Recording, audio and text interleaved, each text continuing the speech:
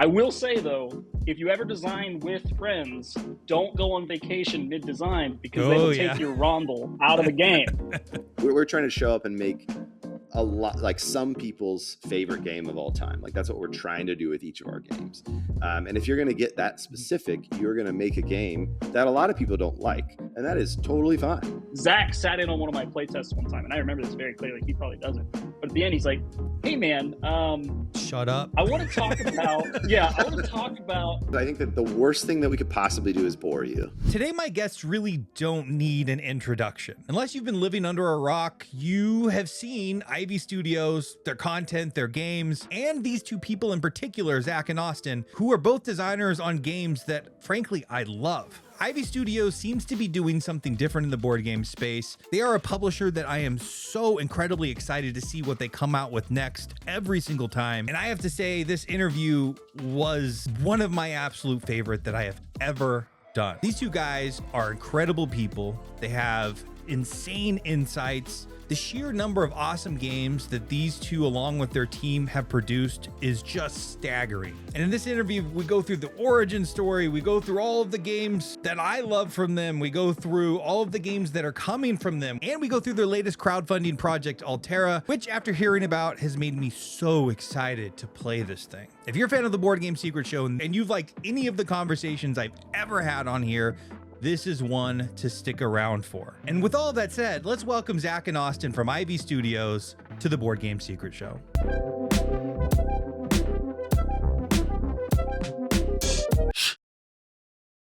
Gentlemen, thank you for being here. Thank you for being flexible. I didn't have a 30-minute buffer on my schedule, so all of a sudden somebody booked right before you in Latvia, so it was a really early one for me.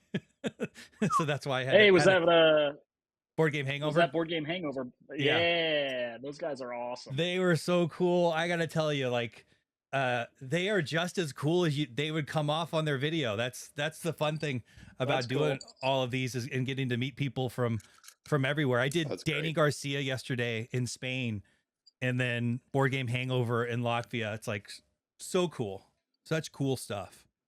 And then it's really awesome. The cool kids of board gaming here, Ivy Studios. Oh, I don't know if I'd call us that. Oh no, you know you're the cool kids. You know it. Oh, no. I've seen your stuff.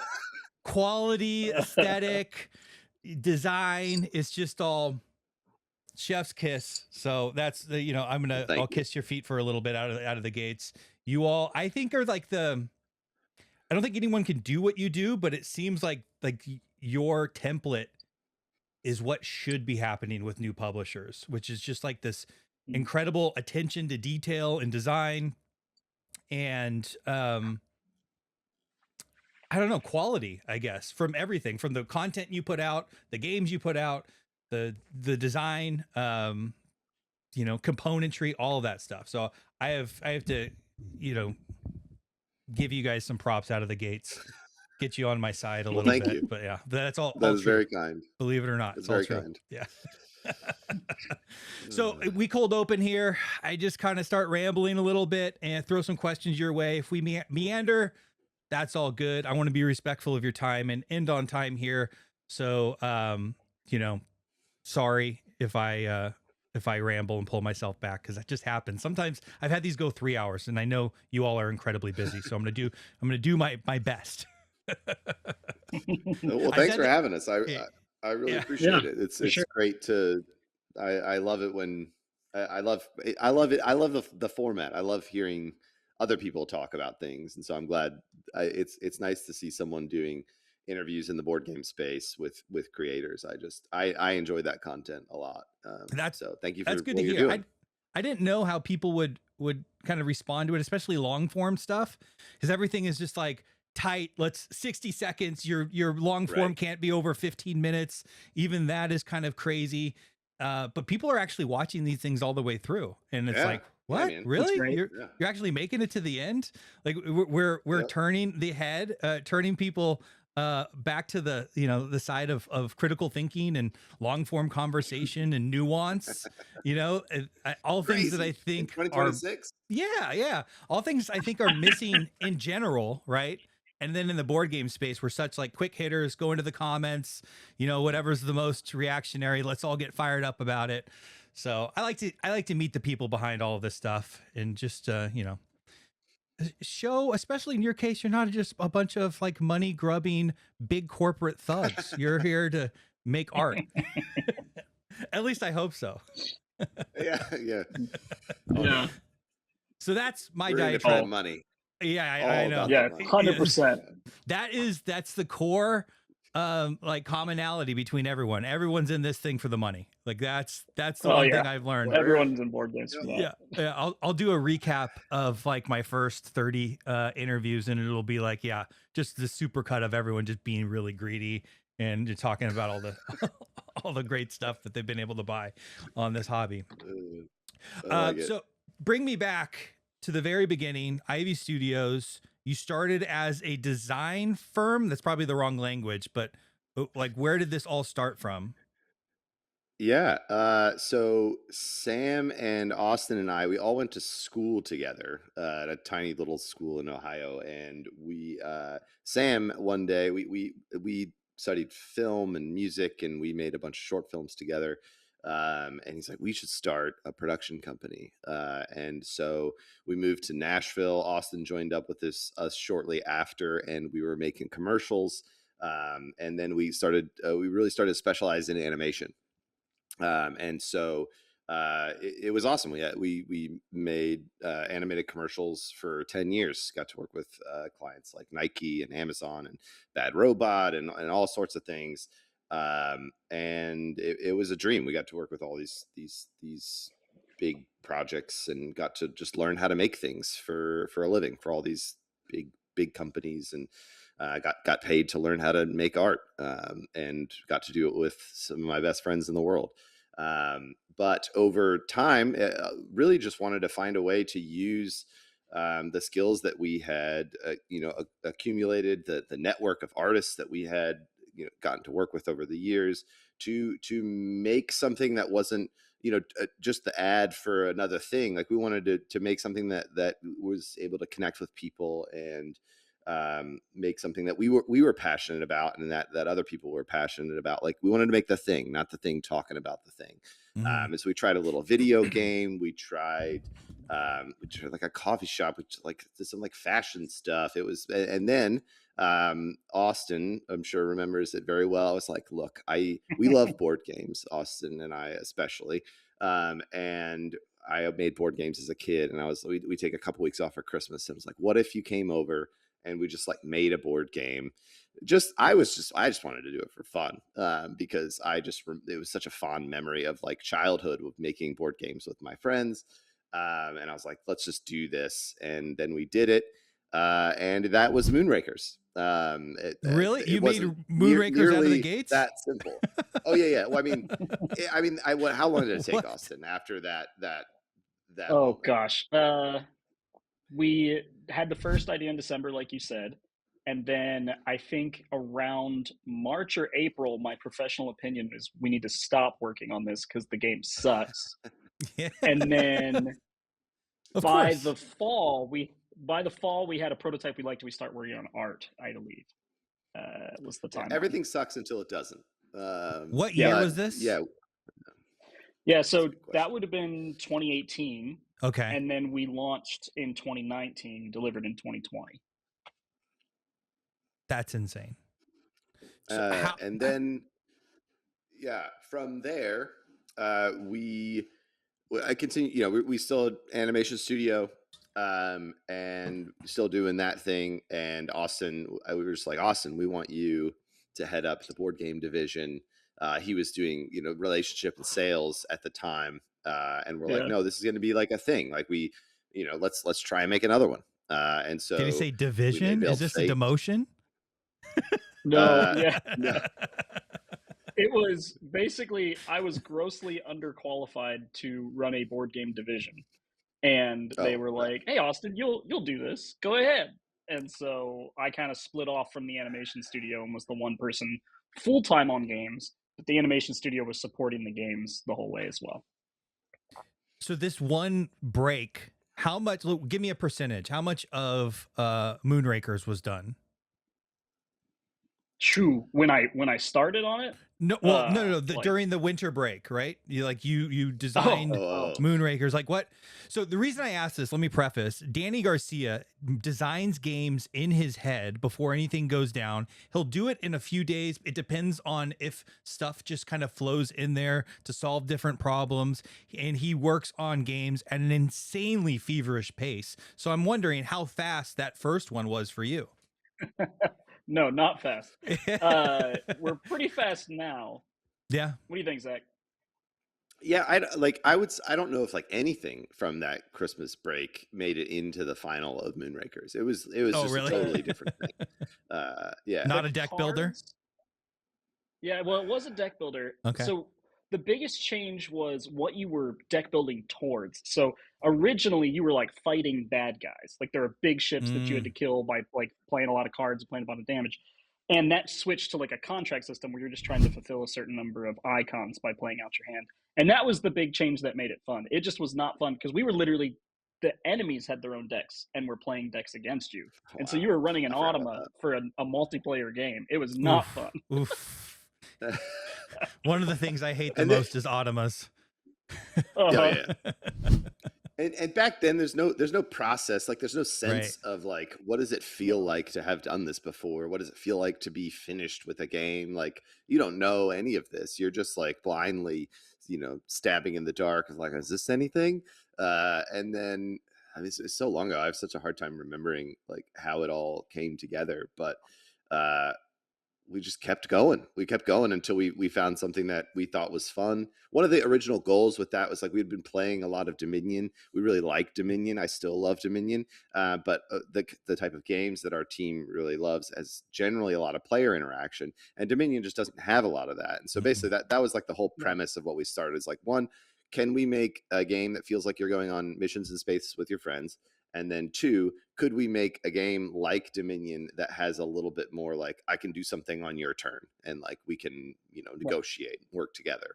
And then eventually we got to Moonrakers and people bought it, which was crazy. When did you believe enough? Like, what was the impetus for creating the division? Like, it seems like a huge leap. It was more that, so Zach had already talked about how he and Sam wanted to start making products, not just make the ads for the products. And so everyone knew that we wanted to be doing that. And so we had tried a couple times. We had a video game called Bouncy Smash that we were promoting around the same time. Like you said, they had some short films. And so it wasn't as much that we knew Moonrakers was great. It was just we were in a position to try new creative things. And my position as the relationships guy and the person getting work for the animation studio came a lot less necessary because we had a couple of very large clients bringing in tons of work. And so my time got freed up at the same time we had this idea. And so I was able to run with it. Did you get enough time to do this? Meaning, like when you created this, did you realize how much work it was going to be to actually get this thing into people's hands? No, I joke that I might have said no when they asked me to run the division if I knew how much work it was going to be. Just figuring out like international logistics, international production, like those two alone were like a full-time job learning. Yeah, just like, and honestly, if there weren't such great pillars of the community willing to share information, like Jamie Stegmeyer, I had a lot of help from Druid City. I'm blanking on his name, which is embarrassing. Yeah, I can't think of his name right now. But there are a lot of really, really nice people in the industry that were like, oh, yeah, you should talk to these 3 factories. Oh, yeah, I use this logistics company, and they'll hold your hand through the whole process. And so the amount of friendliness in the industry that we experienced in the first 6 months was so pivotal in us being able to launch our first game. So you mentioned that you were severely unqualified. I don't know if I'm quoting that correctly. Yeah. Is that correct? What's your strategy there? Was it just to reach out to as many people? Like you mentioned Jamie Stegmeyer. How did you connect with Jamie? Like, where do you go? How do you go from 0 to 100? Yeah. So the relationships and people are my strong suits. And so connecting with people in the industry and learning was one of the main ways that I tried to get my feet under me. I mean, Jamie, just alone through his blog posts, you can, back in the day, you could learn how to run a campaign just off of those. Yeah. But the industry has definitely changed now. I wouldn't recommend that for someone getting started right this second. But yeah, it was a commitment to learn and a commitment to figure out what other people were doing well and try to take pieces of what a lot of different people were doing and make something new, as far as strategies go for Kickstart launching and everything else. We were blessed to start with a company behind us that could make visuals and make ads and had experience running ads for our own games. And then we were able to partner with people like the Dice Tower. We actually worked with Geek and Sundry way back when for a Moonraker's video. And so it jump-started kind of the audience for us, because we didn't spend, we went to Gen Con before and tried to drum up, interest there and those type of things. But we didn't spend the 2 or 3 years that someone like Kinson Key Games, for instance, did promoting Galactic Cruise. I think Kinson Key is the poster child for what a new publisher should look like. I don't know if you've interviewed those guys ever, but no, not yet. They grassroots developed the audience for 3 years before they launched Galactic Cruise, and that's what I would do now if I had to start over. But obviously, we is that even sustainable though? Just go with I know there's a glut of money, right? Yeah, exactly, right. Like that would be ideal to have a second job, work 80 hours a week, grow you grassroots your campaign for multiple years. But like, does that? Yeah. That's got to be an outlier. Right? It's an outlier for sure. And for us, it was my full-time job and they were paying me. And that's why 6 months in, I was like, guys, we should stop paying me to do this because the game is not fun. I don't know what I'm doing. And Zach and Sam were like, no, you've got this. Keep trying. We'll make the game fun. It's great leadership we're not right asking there. You to we launch believe a in bad you. Game. Right? Yeah, no, it was really good. Zach, did you believe in him? People saying, or you're just trying to get him to stay busy. We're just like, gosh, can't believe this guy. We gonna figure this out. What are we gonna have him do? No, I mean, I mean, it was just like, it was something that we really wanted to do, and it was just fun. Like, it was just fun, and it still is just fun to design on these games. And so from the beginning, it was, so Max is the third guy in our design team. So it's me, Austin, and Max. He was our technical director at the time. It's like a 3D wizard, and he would basically step in and set up the very, very technically minded. The world of 3D is just very deep, and Max is one of those guys that you can kind of throw into any technical challenge and he'll figure it out. But also an avid lover of board games, and so I couldn't imagine designing a game alone. I mean, I just think it'd be a lot less fun. And then two, it's like you get tired and you don't have an idea and it all feels awful. And then you can rely on your teammates to come in and have an idea that you would never have. And I think that's that was there right at the beginning. I think we just like we work well together, and we were able to we all very much believe in the best idea winning, and we are all have an understanding of like, we're just trying to make the best games that we can, and try to have a good time while we're doing it. Do you ever have multiple best ideas at the same time that contradict each other? Yep. Oh yeah, but mine are the best though. I was gonna say, what's the tiebreaker? What's the real dynamic? That first sounded like PR, so I want to get to the bottom of this. We actually have Zach on camera saying, we're going to try it your way, but we're going to do it my way. And he swears he didn't say that. But I promise you, I got to find it. But no. We have a commitment to play testing ideas that we think are bad. Like, if someone on the team's like, guys, I know this is right. Like, this is a good pathway. And the other two people are like, no, that sounds awful. There's never like, we're not going to do that. It's like, well, we're gonna. Yeah, gotcha. Sorry. That used to happen on my calls all the time. How embarrassing! We're gonna play test it. It's so embarrassing. Anyway, we're gonna play test it, and then we're gonna see if it's good or not. And yes, there's a little bit of a chip on the other people's shoulders to prove it's not good, but the play test will prove if it's good or not. Right. Are there third parties with the play test that are the deciders, really? Or is it you all play test and be like, no, that idea still sucks? It depends on what stage we're at. If we're late stage, it goes to external playtesting. If it's early stage, it'll all be internal. So yeah, we usually are trying to find the best solutions together before shoving it out to public playtesting. So yeah, I was a big proponent. I managed a team where we solved problems, not board game problems, and we often had kind of conflicting ideas around how to solve a particular problem. And it really was just like, let's put pressure on your idea and let's test and let's see, really just use a scientific method to kind of figure out where we should go on this. But I would imagine board games sometimes could be a little bit more subjective, like not as easy to tell. Yeah. Or is it? Totally. Is it pretty black and white to be like, no, that does feel better? At every stage of the process, I think there's many forks in the road. And so a lot of times we will, at the early stages, one of us will be like the quarterback for the beginning of the project, right? Like we're in making the actual prototype, you know, like Austin's got like 3 ideas he's working on. I've got 2 I'm working on. Max has 2 he's working on. And we'll regularly have just like brainstorming sessions where it's just like, you know, what's, you know, what are we excited about? And then like they'll pitch this other idea, and then I'm half listening to Austin's idea, and then that gives me a different idea over here that I'll write down and then make a different prototype out of. And so at that early stage, whoever is kind of the quarterback of the prototype, generally like they're the ones whipping up the ugly version.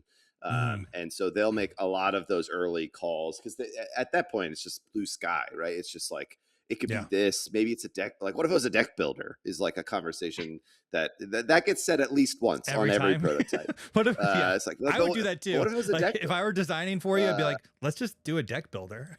What if it was a deck They're so fun. I did that to Zach last week. Yeah, with negotiation. How about that? Yeah. Player screen. What if there was a player screen and hidden bid? We need hidden information, negotiation. I know this is new, but just hear me out.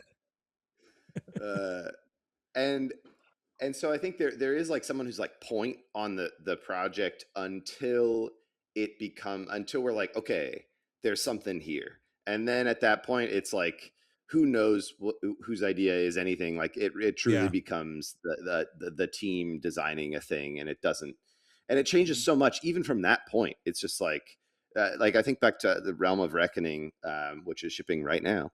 And like I remember there's a specific playtest. I remember it really well, where the 3 of us were playing it and we're like, we're gonna make this game, and it was still pretty bad, but there was just like the core was there, and from there it changed so much, like and it all just kind of jumbles together. But I remember at some point you cross the threshold of like, this is something special and worth like committing to. And then we all 3 jump on it. And now it's just like, that's where like the true, you know, team effort comes in. I remember that game specifically, Zach. We got it to like 80% of what I would say ready to launch. And we just kept on having to go back to the drawing board because we could not get it over the finish line. And so we'd go back to like 60% being ready. And like, I remember just arguing, guys, we got to go back to that 80%. We got to go back to that 80%. It was so good. And like, luckily Max and Zach pushed back against that. Just like, yeah, like it was super fun, but it had these 4 problems that we cannot figure out a solution for. So we have to completely go back to the bottom to figure out how to solve that. And it is really interesting. Solving those problems with Max and Zach. I will say though, if you ever design with friends, don't go on vacation mid-design, because they will take your rondel out of the game. They constantly wait for me to go on vacation, and then if there's a rondel in there, they're like, "Yep, it's out." You don't ever go on vacation. Well, that's right. So like when Ivy Studio, go ahead. No, go ahead. When Ivy Studio comes out with a rondel game, you'll be like, "Austin skipped a vacation," because that's the only reason it's in there. Yeah. Are there any rondels in the process right now? Nope. Yeah. Nope. I have one, but they keep saying no. So why don't we like these? What's like the core design flaw? I think it's a me problem more than it is a rondel. That question wasn't for you, Austin. We know you like those. Oh, good. I don't like. I genuinely don't hate them. It's just every every time they are like in a thing, it's just like the game naturally, in my opinion, just moves away from it. It's just like it has to be, I think, the central mechanism, and then you're always stripping things away. Like you're always taking stuff out. And I think it's happenstance. I think it's just that has always been the thing to strip away, and then you take it away and you're like, yeah, I didn't miss it. I didn't miss it. A rondel could be like a little mini game module, you know, I don't know. Austin, what's the best rondel that you've played? The game is Chinese Zodiac, I think is the name of it. I don't know if you've played this, but deep cut. It has different. Yeah, it's got a spinning mechanism for action selection, and if multiple people take the same action at the same time, it makes it more powerful or less powerful. And so, like, what actions are available and how powerful they are is constantly rotating. It's really neat. Is SETI technically a rondel? A crazy, constantly morphine rondel, maybe? Because I'm trying to think of one that I've played with that I've really enjoyed. I love SETI, but yeah, I don't know. The really famous one right now that I haven't played. Go ahead, Zach. Oh, I don't think I would say it's a rondel, because it, like, to me, a rondel is like this turns to you, and now you're doing a thing on this part of it, right? Yeah, you're right. SETI is like very cool with its like a planet spinning mechanism. But I think I still can do stuff on the other side of the rondel or whatever. But Fromage is amazing. I thought that was really fun. Yeah, Fromage I've grown to like a lot more. My wife didn't like it, which I was surprised at. It seems like her type of thing. But Fromage is good. So I think that's probably the real popular one right now that I haven't played that I want to play. So, you haven't played Fromage? Interesting. Seems like it'd be up my alley. Yeah. It's on BGA. I don't know if it's still there. Sometimes those things go away. Hey, you. This episode is sponsored by Cardboard. Cardboard is my community app. I built it all by myself. Nobody else is in the midst of this, so technically it's actually not sponsored, but I could use your help. If you want to support this channel, if you want to support this series, or if you want to support Cardboard, the best way to do that is to go to crdbrd.app. There's lots of awesome stuff. You can become a member. If anything, there's just a really cool rules wizard. There's over 9,000 games that you can go ask questions about right now, and it will give you the answer. Among other things, there's tons of stuff I'm continuing to build. An iOS app is coming as well. So to support me, go check it out. Joining's free to support everything I do. Become a member. $5 a month will not only support the development of the app, but it also supports what I'm doing right here, right now, having incredible conversations with people from around the industry. And now back to the show. You mentioned leads. Who gets to lead the project? Is it someone that has the initial idea or someone that has bandwidth at that given time? Yeah, it's someone is leading it until we commit to it, basically. And so we'll just all have different prototypes. And then I don't think we have, as far as game design goes, we don't have a like lead designer on any of our stuff, like true team effort. And so it's really just like, I think at the beginning stages, each idea needs like a champion, like a lead, where it's just like, you're thinking about it. And I also think it's better, like before it gets to the first playtest stage, it's like not worth jamming on too much, because you think we'd be better at this. Like you think you design however many games you design at this point, and you get in there and it's just like, oh, this is amazing. No, this is like, you don't know anything until it hits the table for the first time. And so, which is a real bummer, because I've got 2 prototypes that are unplayed right now, and they're perfect in my mind right now. They're just perfect. And then we'll play them, and then we might abandon them immediately. So we find that it's better to, like, the 3 of us all just have a couple ideas going, and then like we'll play them, and most of them never make it past that first play. And so, but when they do, then it kind of stops having a like lead, and we decide as a team, like, all right, we're gonna keep going with this one. How many games are currently in that stage right now where just people are kind of tinkering with them by themselves that might not get committed to? At least 10. Wow. Yeah, I have. Well, yeah, it also depends, but there are some 3 that are killed that might make a comeback. I have 2 that I'm very excited about, and I know Max Max, we just killed one of Max's. Although I don't know. I like that last one we played, Austin. But I feel like you two were not hot on it. And Matt, yeah. So I think we have 6 that we're like serious about. Yeah. That I could think of. The fun part is like, well, there's a lot on the cutting room floor at IV, right? A lot of prototypes get shelved, a lot of mechanics get cut out of games, and a good example of them being revived is actually the small box games. Pillars of Fate was a direction that we took Scales of Fate in at one point, and then we're like, this is the wrong direction. Basically, tabled Pillars of Fate, and it was not coming back. Scales of Fate was finished. We were really, really proud of it.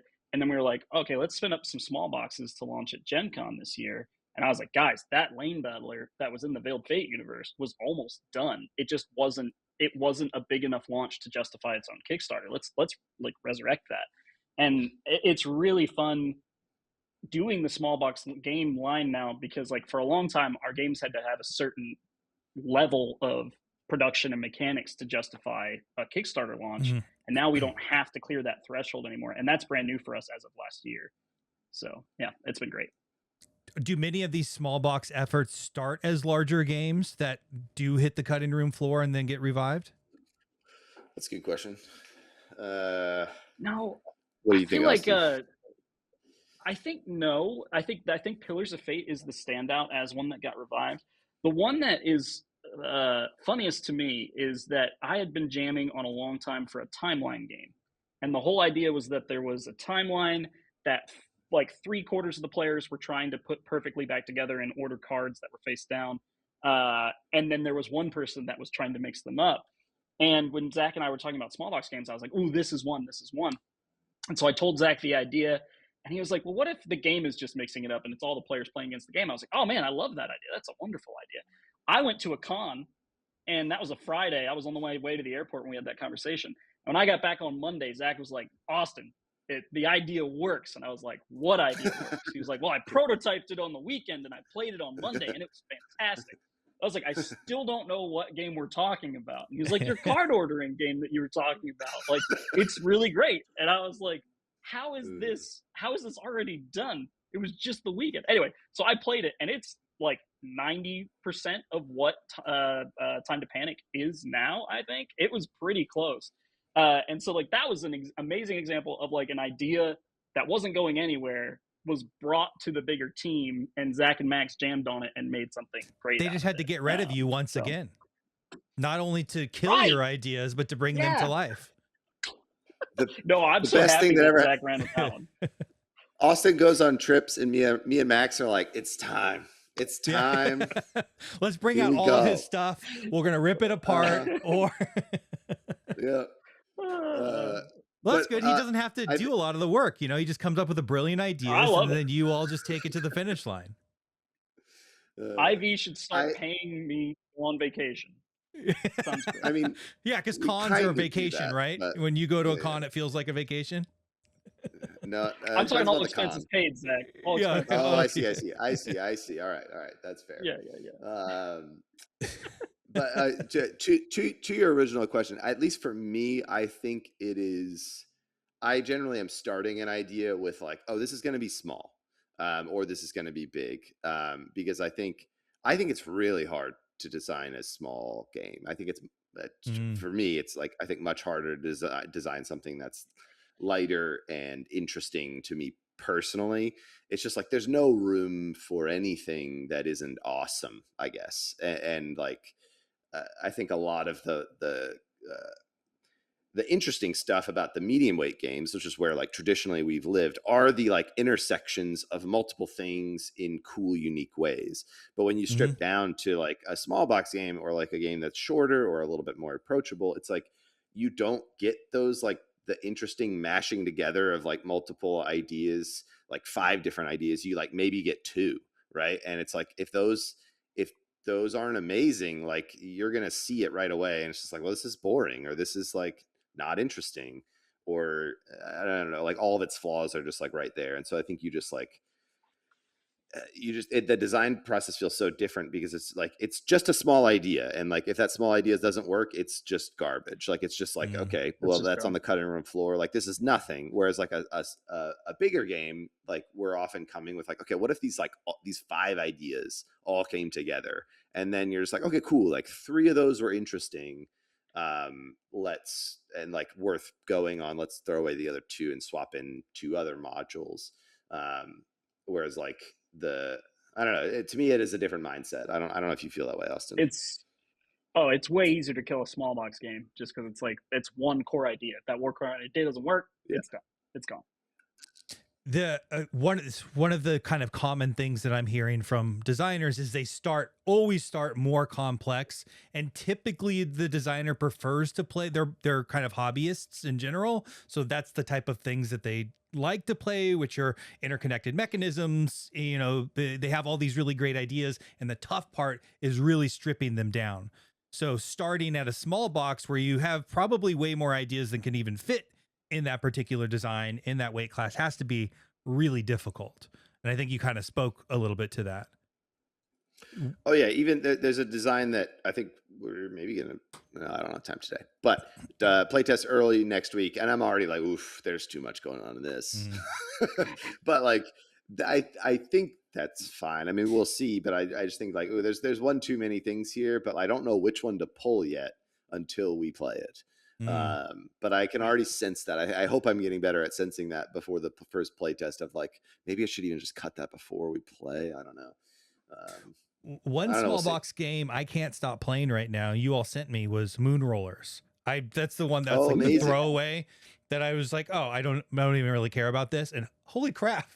And I think it's interesting because I love powers and abilities, right? So it's in the Moonraker's universe, and the really interesting part to me is this I don't know, I guess there's a couple different interesting parts about those cards. Obviously you're trying to get the powers and abilities, but you're also, you know, maybe trying to steal the card from somebody that's already done a lot of work on it, or vice versa. Like there's this really like interesting puzzle. It doesn't feel like a small box game.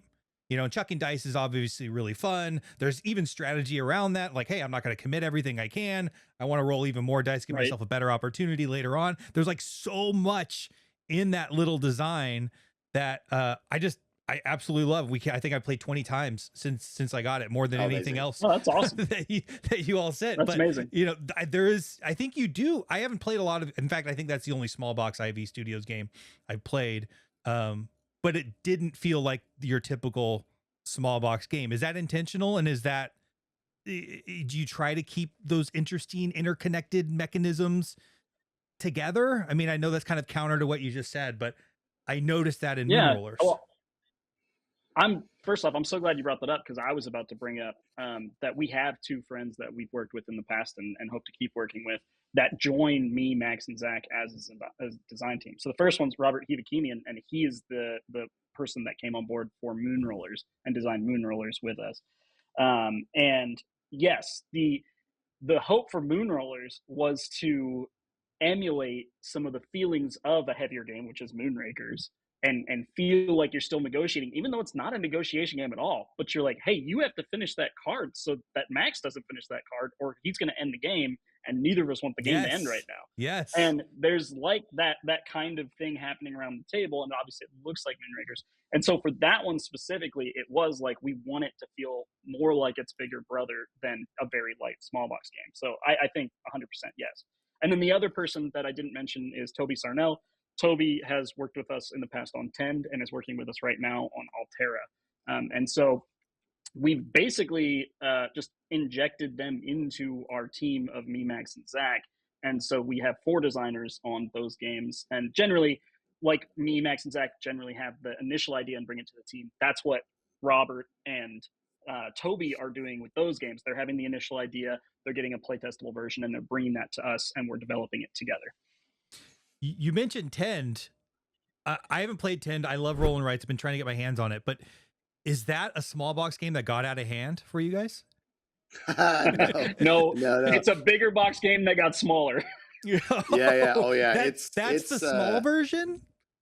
Oh yeah, dude. Toby's crazy, man. He makes these huge, amazing systems. That's why it's honestly it's so wonderful working with Toby, because he designs games that like the three of us would never make. Like 10 is not a game that we could have ever come up with. And we got connected with Toby's in the video game world. He's working on the Bazaar right now. But I met him. I had a bunch of friends at Dots, mobile company game. I don't know if you ever played Dots on mobile. He was the game designer on 2 Dots. And anyways, like very puzzly kind of mindset, very great at like systems and like engine game designer. And I don't know how he comes up with half of this stuff. And when he came to us with his mutual friend at Dots was like, hey, one of the guys who we worked with for a while, he's a bunch of board games that he wants to show you. And the first game he showed us actually is Altera, which is coming out on June 9th. And I was like, this is like interesting. It's a little much. Do you have anything else? And he was like, well, I got this game and I got this game and I've got like a kind of like a farming, like Stardew Valley like game. And I'm just like, that one, let's play that one. And yeah, we fired it up and I was like, we're doing this, we got to do this. So you looked at that and you didn't say it was too much? Oh, it was, but like I could see I didn't see the light of Altera yet. Like I didn't, and Austin and Max saw the light of Altera way before I did. They knew something was special there way before I did. But to me, like I'm a creative director, and so like I'm generally in charge of the theme and like just seeing the end product from the ugly version, right? Like that's my job, is like seeing like, what is this going to look like? How are we going to get people like hooked into this world? And I was like, oh, like I know what I want to do with this theme wise. Like I know that people are I just know we can, like people are going to connect with this. Is really just like, I was like, there's enough of a core here. I know people are going to connect with this. And to your original question, it was like we tried a lot of stuff after Toby. Like we were like, what if this is a legacy game? Like what if there was like all this extra stuff? And like we tried so much stuff with it. And yeah, well, yeah, we're no, I shouldn't, but we will return to the 10 in the future. Is there a small box version to be had in that 10 universe? Oh yes, I think we have a small box game. We already have one. Well, Graphed. We have a small box game that is Graphed, but it does not really feel like playing Tend, and it wasn't intended to. It is just the same art style. Right. I do think that there is a smaller flip and write that is available there that we could build toward eventually. We're not actively doing that though. Has anyone said that was too much? I mean, it's had a really great response. Everyone I've talked to absolutely loves it. In fact, I talked to the Grove and I think he bought like 3 copies or something like that when he backed it. And he loved it. I think he said it's his favorite game. Eli over at the Grove, shout out. That's amazing. We had some people push back and like, dude, this was just way too much for me to figure out. Oh yeah.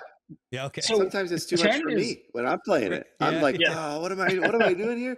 But that's like, so that's part of the fun. It's really just like, do you like that kind of game? Yeah. Right. Like I think it is. Like I said, I'm just like, I get AP on it, but it's the kind that I like. You know, it's just like, oh, like I can put this direction. Crunchy. But this is going to waterfall into this. It's super crunchy. Yeah.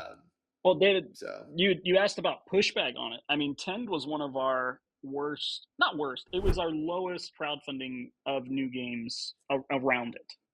And so the pushback was, it's a flip and write. Why does it cost this much? And the answer was, there's a heck of a lot of stuff in there. Yeah, right. It is a heavy flip and write. It's so Scratchers. It's dense. Yeah, it has scratch off. And so there was definitely some education around just what Tend was that had to be done, because it's not a normal flip and write. And so it did have that pushback of, this seems too heavy for a flip and write, seems too expensive for a flip and write. But once we get people to play it, it overcomes those challenges, which is why it's done so well post Kickstarter. So yeah.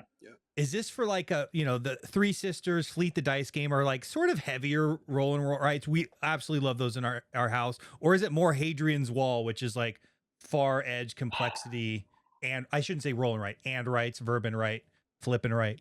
I think it's between them. Okay. Just because of all of the different content, or the actual decisions you're making have that many different dimensions that they're kind of like interacting with? So in Tend, you're often not doing all of the different types of actions. Like you just won't touch some elements of the game in a lot of your playthroughs. The whole time? You need to min-max to optimize. And so there's just a lot to explore in Tend. And I would say in Hadrian's Wall, like I touch almost every aspect of it when I play it. And it's just really, really crunchy and heavy.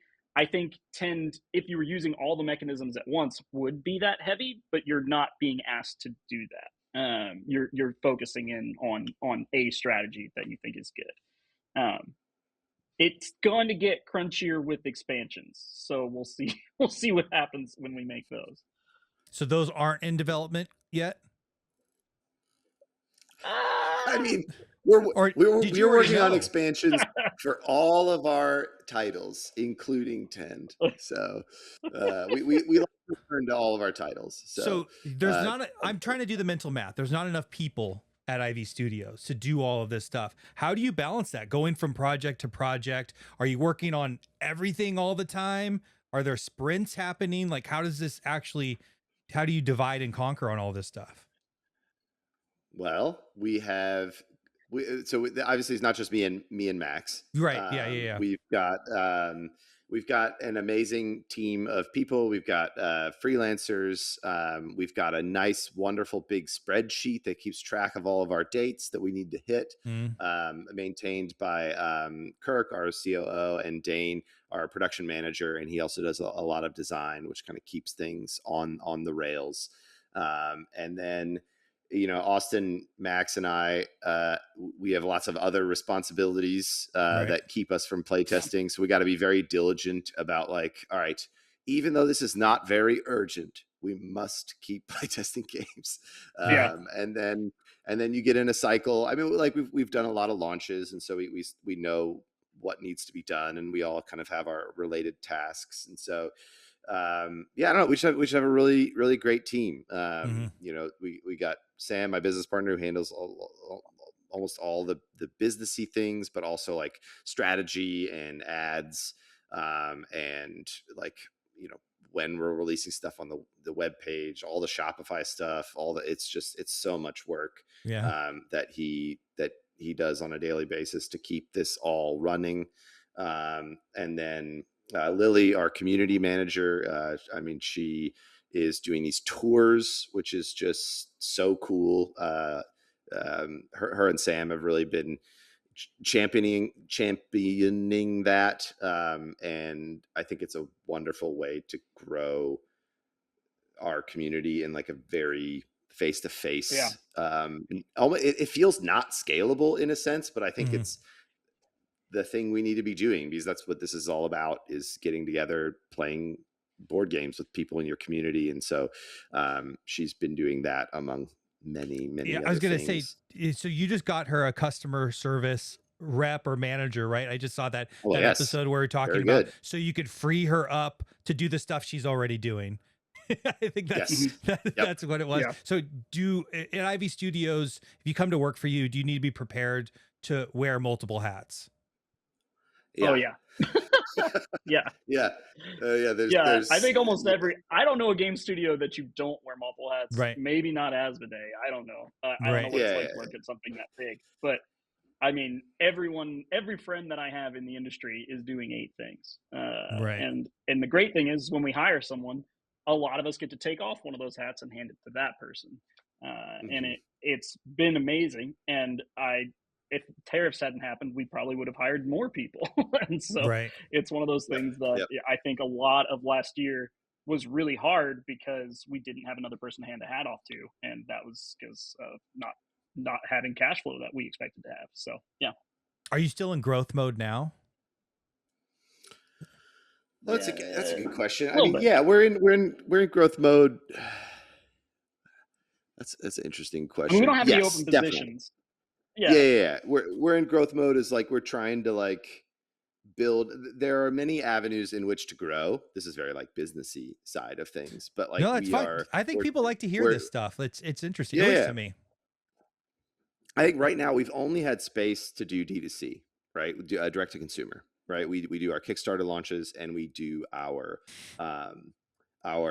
web store, and that's it. That's really the only until very recently the only places you can buy our products, which is great. That's where we make the most margins. Like if you're a fan of ours, please buy it on our website. Like that's the way that you can support us the most directly. But then Sam and Austin and Kirk have been doing a lot of work with friendly local game stores and spinning up a pipeline to get our games to them, to have great relationships with them. Mine. Yep. Yeah, and so that's been a big effort, and Tend has been a big part of that as well. People have been asking for it a lot, and then we were just out of stock, and now we're getting reshipments. And you have another print run coming? 2 more. We have an emergency print run on the way, and then a full print run on the way. Yeah. Am I going to be able to find the ultimate deluxe crazy version, or is it just the sort of deluxe crazy version? Yeah. So the nice thing about Tend is that the deluxe versions, what they have is the mat and the markers and extra sheets in them. Okay. And all 3 of those things are available as add-ons. Okay. And so going to the retail edition, the only thing you're missing out on is the cool holographic box and some cosmetic upgrades. That's a huge deal. I mean, it's a huge deal for a lot of people, which is why our Kickstarters are so yeah. But for most people, the markers are the selling point that they really want. I agree. And so I'd want the markers for sure. To everybody. Yeah, they're available to everybody. So is that in stock now or will be soon? I think we have a freight container on the water arriving in late June. Okay. And then that's an emergency print run that's getting us through Gen Con. And then after that, we have another shipment coming. Yeah. So. And then to continue with your question, then Austin's also been doing a lot of work on Amazon. So we've had a lot of great friends in the industry who have said a little bit ahead of us on their path, and they're on Amazon, and they're like, oh yeah, we spun up an Amazon store and we didn't even really see much of a hit on our website store. It just is just another revenue new customers. Stream. So it has a lot more requirements, as Austin can tell you more about this, but it's harder to be on Amazon, and they take Jeff be taking your money. But it's still nice to have that other spot, because everybody, that you tell someone about your game and then they don't Google it, they open Amazon.com and they're like, I don't see Moonraker. They also do weird stuff with returns, right? I think I've heard some retailers salty on how easy it is to return the stuff, and that's not typically a board game thing. Right. I'm gonna find out, I'm sure. I don't know. I was gonna say, Austin would know better than me. Zach's like, what? Yeah, no, it's it's a part of the process, and we're in a sprint right now for Altera, and so it's taken a back burner, but it's about to be front again. But yeah, the goal is to have our main, green evergreen titles on Amazon in the next few months. So this is a perfect start drumming up some new categories there. It's a nice segue to one of the things that I you're very prominent on crowdfunding. So if I were to take crowdfunding from you today, what's the Ivy Studios that actually survives? What types of games are you actually making? Does it even survive? Does crowdfunding actually keep you afloat at this point? It wouldn't have survived a few years ago, or maybe even last year or the year before. I think it definitely could now, because of the other pipelines that Zach just talked about setting up. It would drastically change how we do releases, and to do that well, you have to have the other pipelines like direct to retail and Amazon and those things set up. I think otherwise we would just not be able to fund the print runs in order to survive as a company. But we're already doing direct to consumer launches. We're skipping retail on several things right now, or skipping crowdfunding on several things right now. And that's the plan moving forward, is to start moving some of our launches to direct instead of crowdfunding them. What's the benefit to direct without having to deal with the crowdfunding stuff? Ooh, great question. So well, you want to go first, Austin? We have much thoughts on this. You go first. Hopefully we don't have the same answer. One of the things is that crowdfunding, we don't want to oversaturate our market with too many crowdfunding campaigns, right? And not everything needs a crowdfunding campaign. Like a lot of our small box lines, we have a party game coming out. Has that name been announced, Zach? Am I allowed to say that? No, not yet. But yes, we're okay. I'll edit it out. I promise. Yeah. We have a party game coming out that is direct to retail, and it just does not need a crowdfunding campaign. There's nothing special deluxeified about it. There's nothing special that like we're not going to be doing like a buy 5 games on this one crowdfunding campaign. Like it just has a lot of different parameters. Like it's not going to cost us $200,000-$300,000 to produce in a factory. Like we can do a smaller print run, and it's a much cheaper game to produce, and so it just doesn't need all the fanfare of a crowdfunding campaign. Zach, what were you going to say? Oh, I mean, like crowdfunding lets us do some things. Like we're working on Altera. I just got a render back from Max for this like crazy idea of like a short run product that like would not make sense at retail, but like we're going to try it on the Kickstarter, and like this is where people like want to show up and spend a lot of money and have something that is really special to them, and that is something that crowdfunding is really great and good at. The thing that it's not is accessibility. Like I want to do everything we can to grow the hobby, to invite new people into this awesome thing that we love and we believe is wonderful for the world. Board games are amazing. And we want, there are so many people that I know love our games or would love our games, but would never touch a Kickstarter. I mean, I get it. It's like, before we did this, I didn't Kickstart a lot of things. It's very prohibitive. And so I dream. You did. You're responsible. But I dream of a day where we can do a big launch that is just on our website, and like you can buy it and it shows up in a couple days.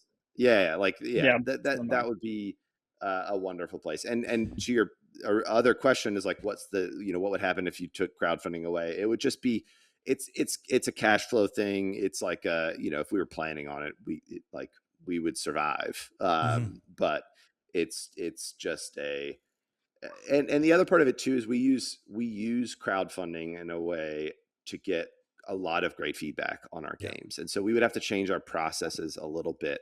On the nice thing right now is we're making Altera. We're doing the tour. We're going to get a ton of feedback from the tour. We're doing testing right now. We're sending it out to influencers, and they're giving us their notes. And that's such a wonderful part of the process of like, oh, they were really confused about this. Let's change the rule book. Or like, this just felt bad to a lot of people, like a lot of new players. Like we're not new players anymore. And you're just getting, maybe thousands, I don't know, like of players before that we ship the game that are playing for the first time right now and are really excited about it. And that's such a wonderful opportunity to make the game better. And I think that would be probably the biggest actual difference between just like dropping from crowdfunding. Like right now, crowdfunding makes our games better. I was just going to ask because we're able to have the community look at it, tear it apart, say mean things about it online, and give us the opportunity to, either address that or not. Is it always clear? Go ahead, Austin. Sorry.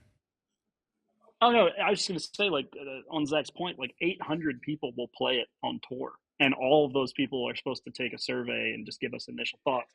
That's the shallow testing, right? Like they're not playing it multiple times.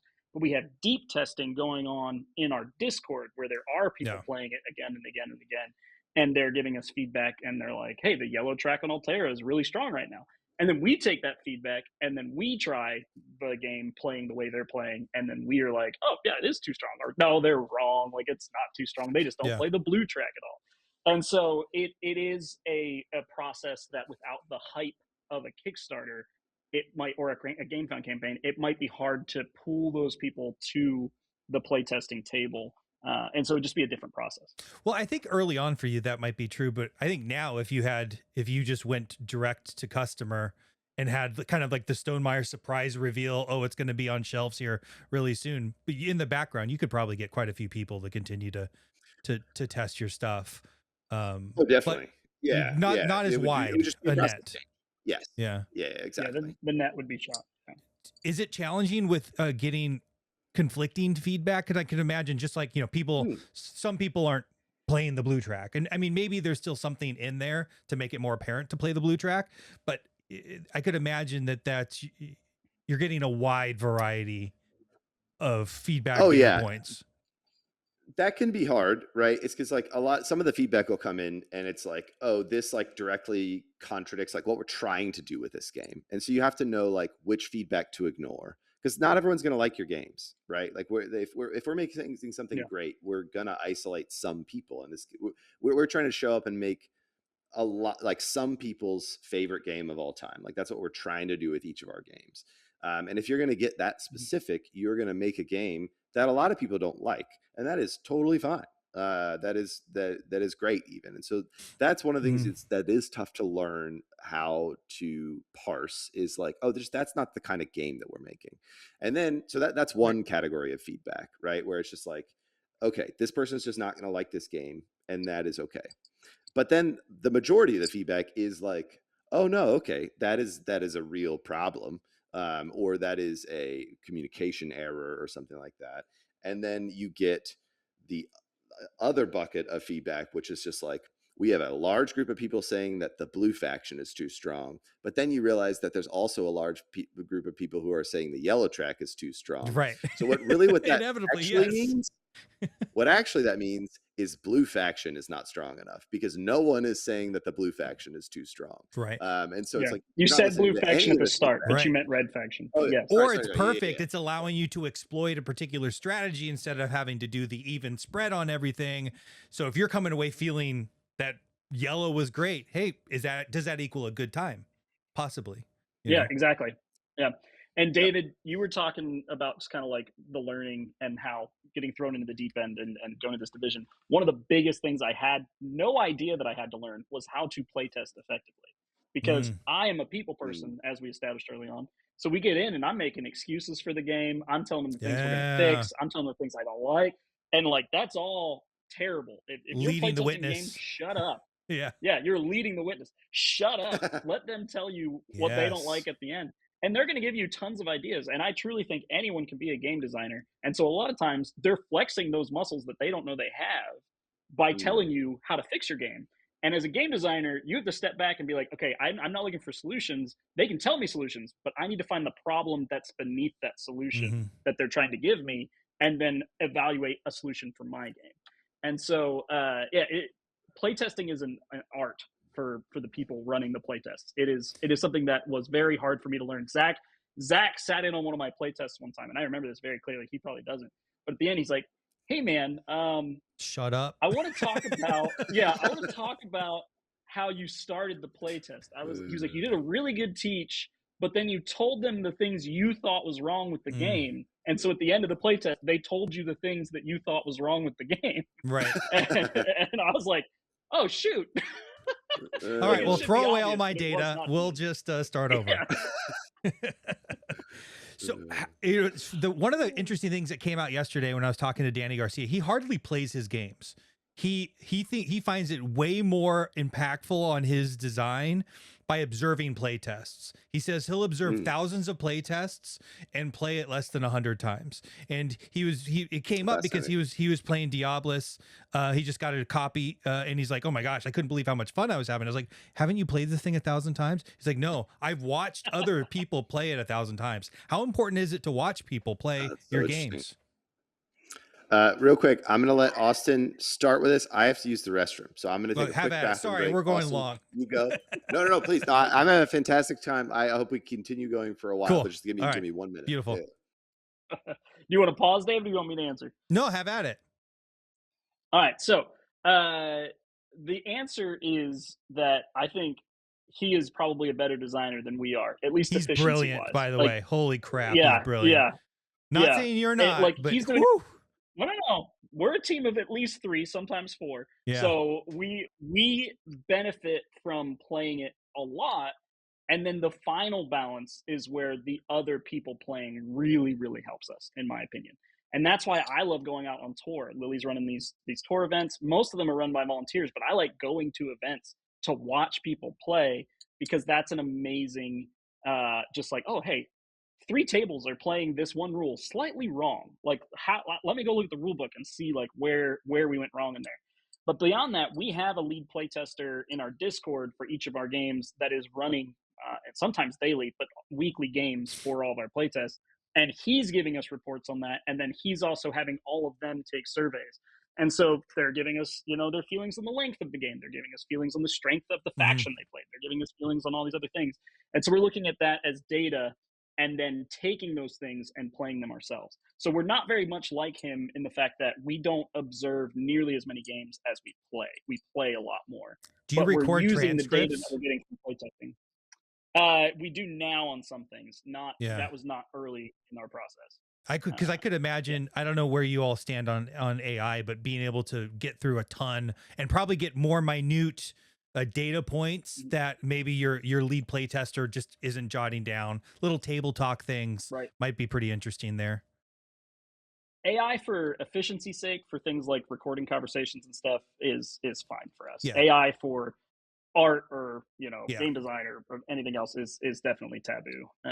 And so we're all for AI that helps people do their jobs, and not AI that replaces creative jobs. Yeah, that's my stance on it too. Yeah. So you aren't necessarily sitting there watching people play the game over and over again. You've outsourced that a little bit. Take reports in. They're surfacing big picture items for things. Then you go investigate to figure out if it's a real problem or not. Yeah, and that's the beginning of the process. But tonight, we have 40 people coming to our office to play Altera that have never played before in most cases. And so me, Zach, Lily, and Sam will all be here to observe that, to teach that, to watch. And so it's definitely something that's near the end of the process when we're doing final balancing. That observing becomes a lot more important to see like what rules are people tripping over. What are they playing slightly wrong? Like, are they all playing the red track because it seems like the red track's better, even though it's not the best track? So yeah, it's at that final balancing where those type of observations become more important for us. Is Altera having track issues right now? That keeps coming up. No, this is so funny that you bring this up. Yeah, so yesterday I thought we were having track issues, but this is just a symptom of making physical games, in that we're 3 or 4 major iterations past the printed copies of the games. We had to submit those files 2 months ago.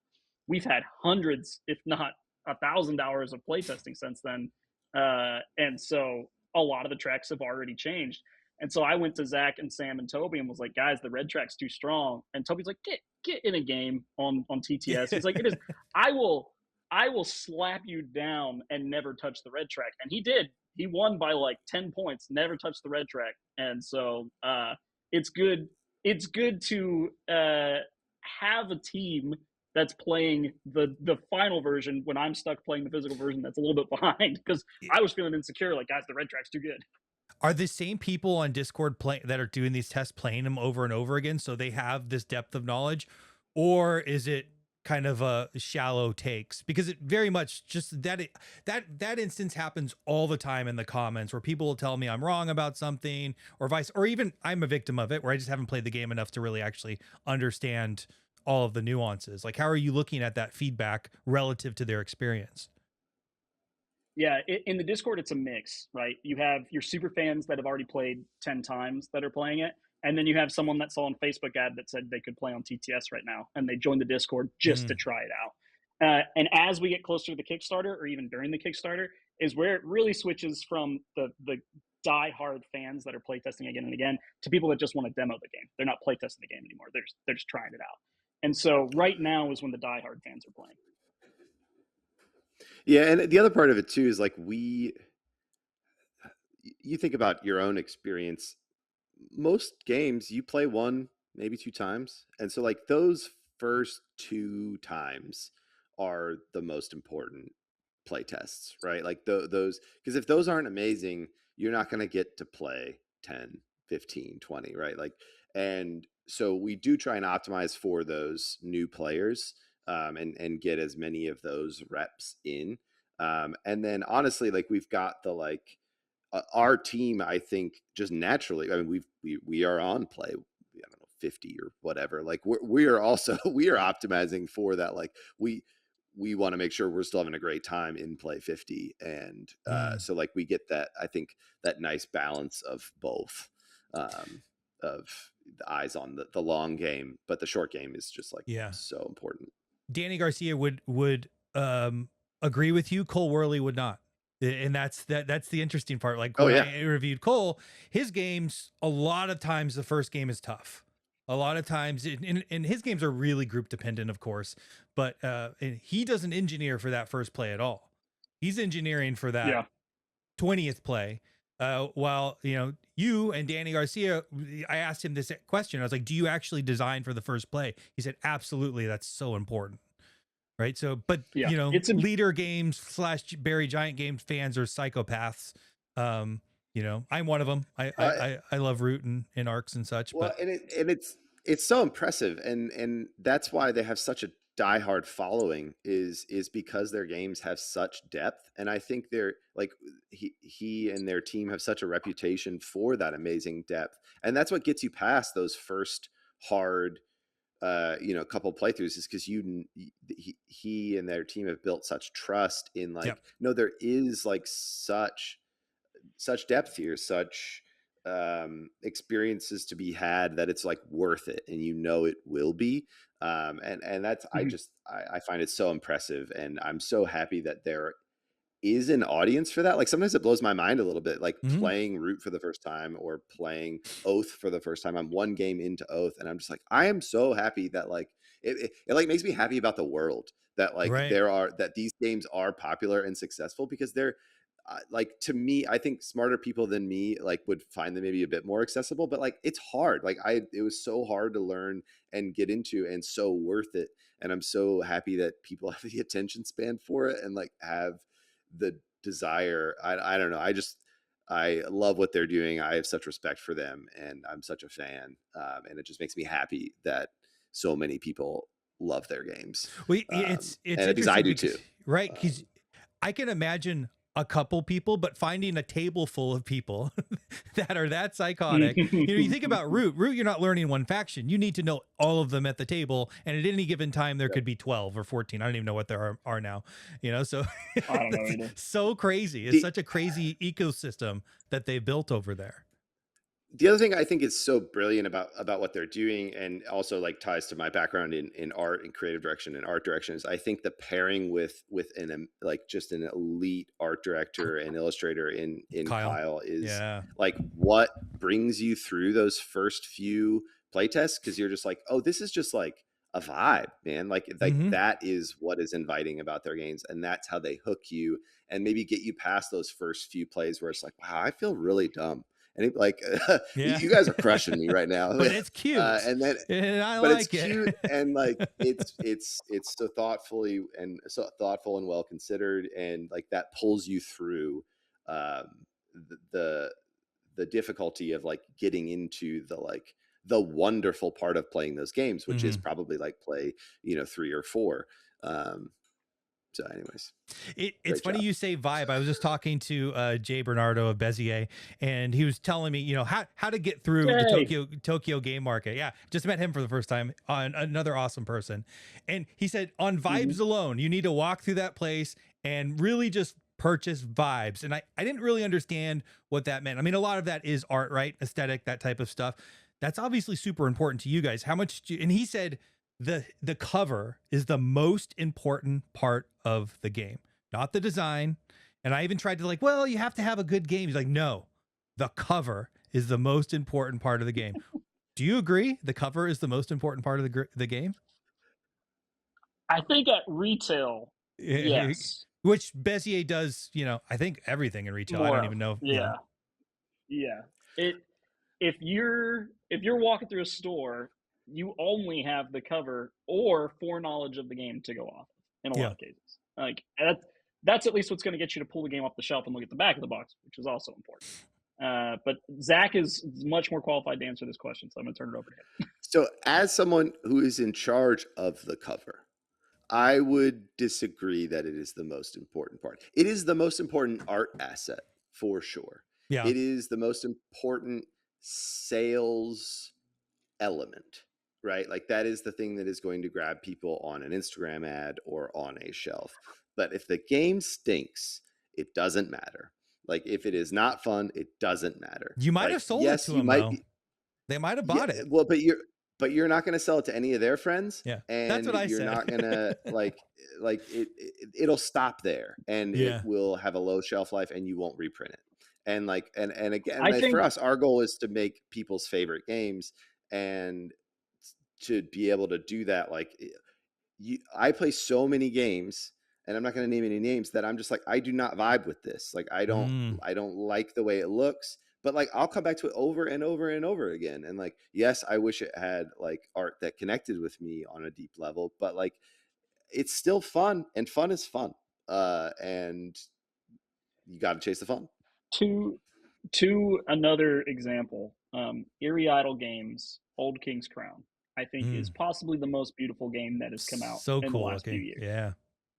And if the gameplay was not there to back that up, people would be like, that's beautiful art, but I'm never going to back another one of their campaigns. Yep. Instead, you have people chomping at the bit to get whatever Eerie Idle's going to make next, because not only was the art best in class, people love the gameplay too.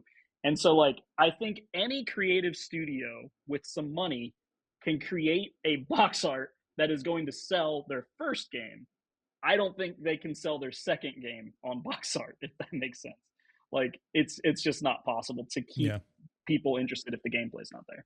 So. I think it depends on your customer too. He was talking a little bit on some recent kind of marketing results, some surprising results around Amazon, ironically, and he found kind of their customer avatar was a like mid to late 30-year-old mom, which he thought was really, really interesting. And maybe that is more important to that customer. You know, it's also lighter games. There's less, smaller box stuff, less expensive. You know, that certainly isn't your customer. I wouldn't imagine, or at least in the majority of your games. So that might be coming from that perspective. Point. Yeah. Yeah. Oh, definitely. No, I do think that that this is purely just like, this is the people that we sell to, and the kinds of games that we are trying to make, because there are, I think like the not casual, but like the, I don't know, like a lighter, more approachable market, I think, where there isn't that expectation that you're going to like, I should be able to play this 100 times and like still be loving it. Yeah. I don't think all games need to be that. I don't think that at all, but like that is what we're aiming for. Right. Is that where you want your games to land, is in that 100 playlist? Because I don't know that everyone actually designs to that per se. You know, you think about low depth games that just don't have a ton of replayability. Is that like a conscious metric that you're thinking about? Not in a I think it's only conscious in that like we are going to play it 100 times, and we're not going to make something that we don't love. So like I think by just the nature of our process, I think that's just where we end up. It's like, I'm going to get bored of this on play 20 if we don't add something, guys. Like we got to do something about that. And so like, and I think we're just attracted to those types of games. That said, with the small box games, like I don't know that we put that pressure on those. But I have played Moonrollers 20 times, and I probably have another 20 sitting in my pocket now before it gets buried somewhere. Right. So, well, that's great. I'm really 10 is our first game that I think there are people that will play the game more than I have. Because Eli said over 100 times. He'd played that over 100 times, I think he said, from the Grove. Wow. Yeah. And he got it delivered. He didn't have an early copy. Sorry, Austin, I'm stepping on you. Yeah. No, you're fine. I had people come up to me and they're like, I need another scratch off pack. And I was like, oh, like, yeah, we have that. There's also an app that you can use if you don't want to buy more. He's like, no, I'll buy more. And I said, great.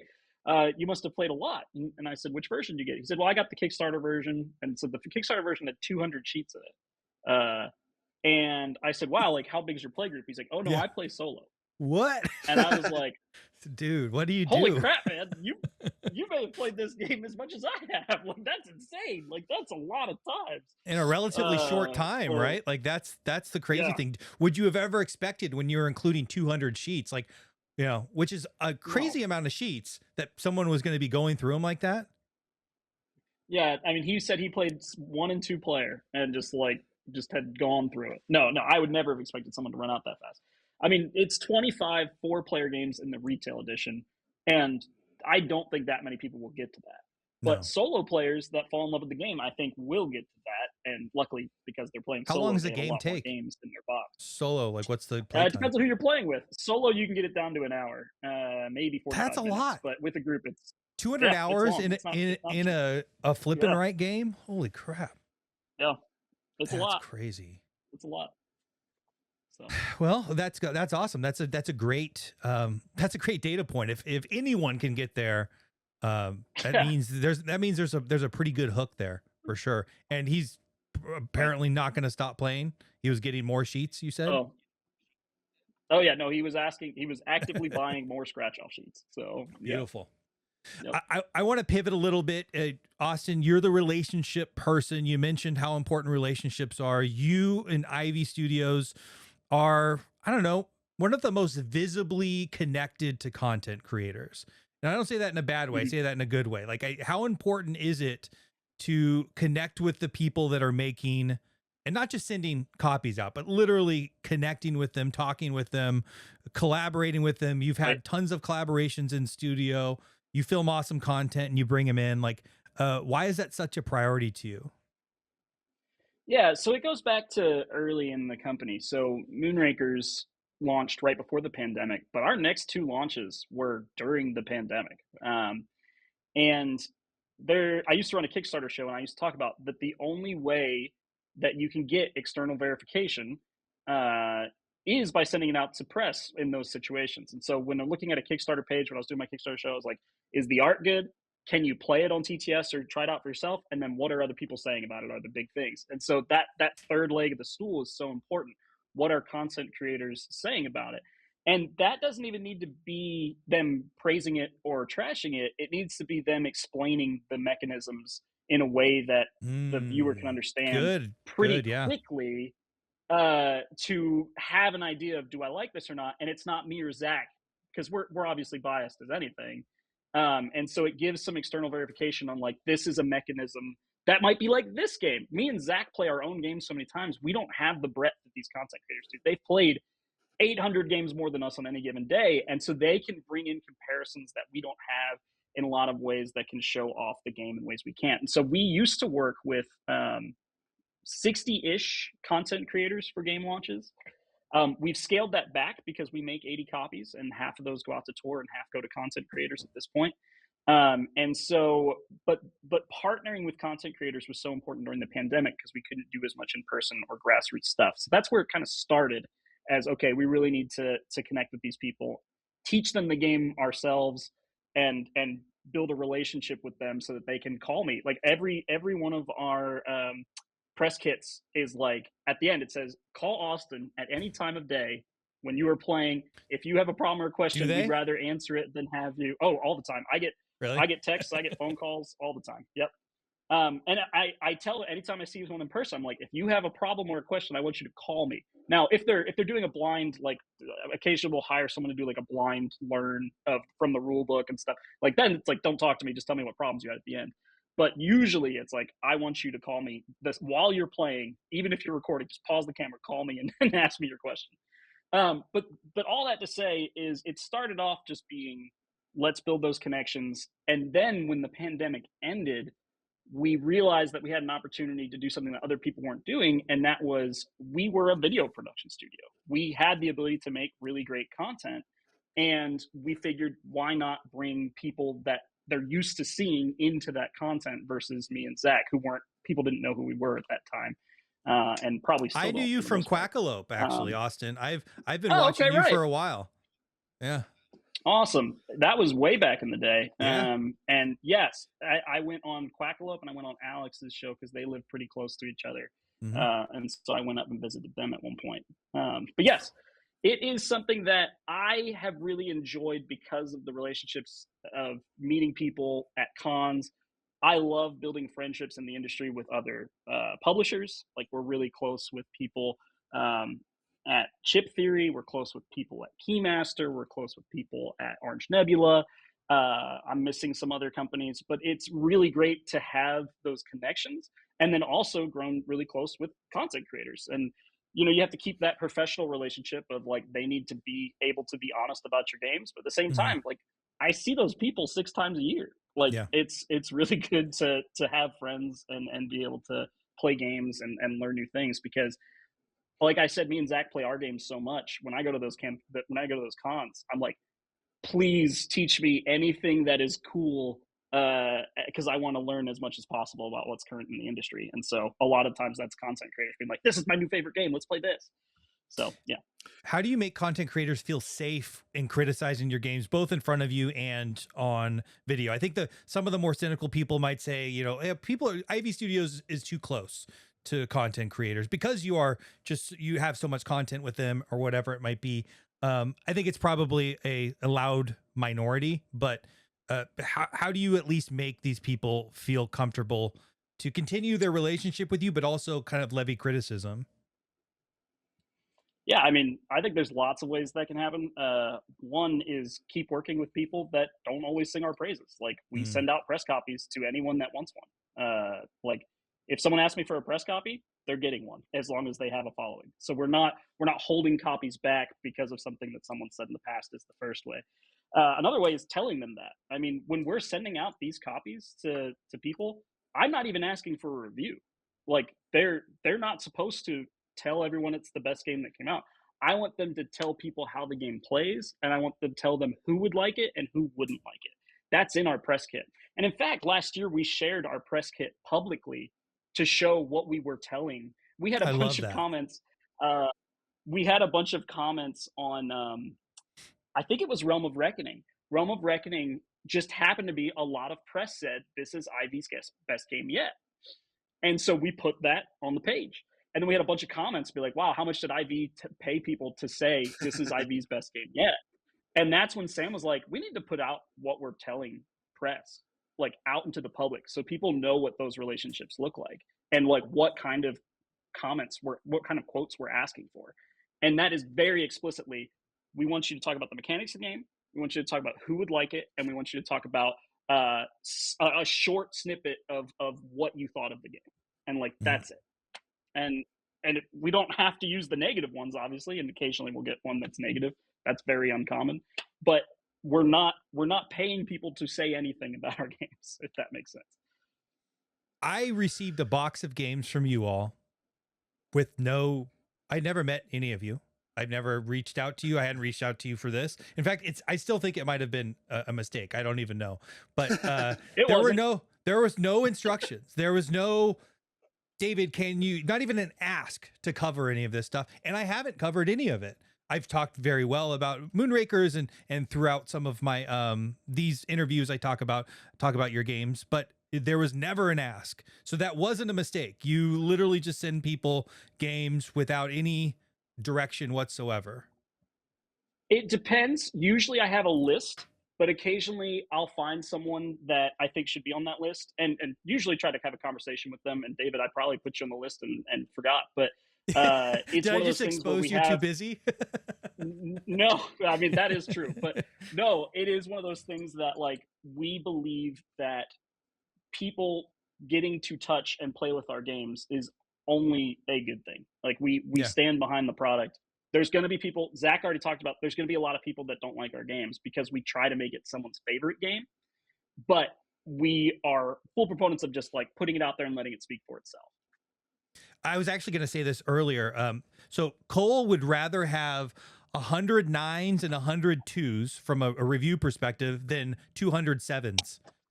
Is that the same for 100%. you?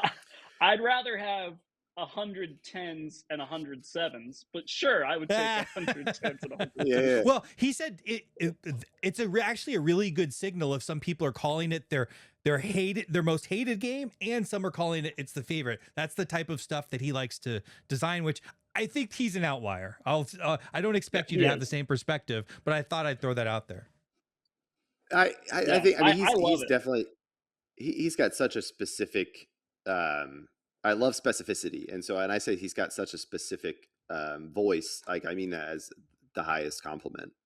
And I think his games are just incredibly polarizing. That's just like, and I think that's a strength. But I don't know that we are, I guess we literally are setting out. We do have like internal metrics around like playtesters and their score, like their actual like review scores. But I don't think that's in our minds when we're there to make the first game. I don't know how to operate on that level. I don't know how to think about that. Like when we start, like we're just yeah, no, it's just like we're just trying to make games that like my buddies Austin and Max, like we enjoy playing together and like that we love and that we're excited to get up tomorrow and make better and play over and over again. And like I don't know how any other way to create. So I'm not like trying to make a game that's anything. I'm just trying to make like a fun game, and like that's hard enough. And then later we can figure out how we want to package it and frame it and all that stuff. Yeah.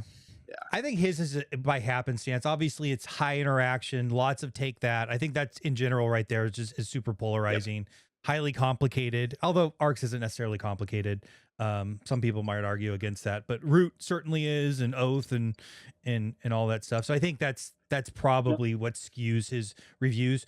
Your games are certainly more approachable, but they still have plenty of, I don't know, above the table negotiation. Like you're able to tell a story above the table with your game, which Cole is very, very, he wants to give players tools to create stories rather than tell them how to, min-max a particular, mechanic and score the most points. Are those kind of above the table discussion?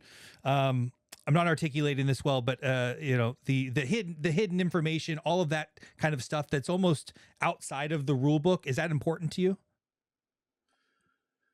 I think it's just go ahead, Zach. Part of the games that we like, and so that's where our games tend to go. But we also like other games. I just think it's you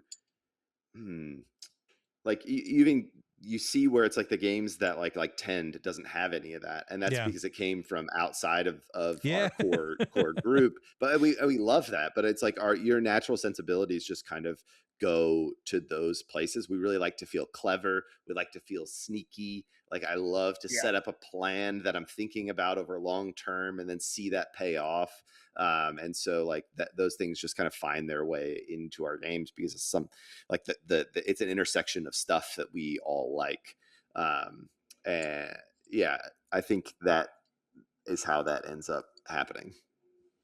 I love I love having to pay attention to what somebody else is doing at the table, and I think your games do that really, really well.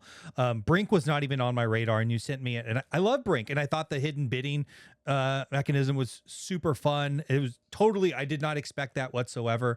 Obviously, Fractured Sky has a lot of that. Veiled Fate was probably my favorite out of everything so far, and that's obviously deduction.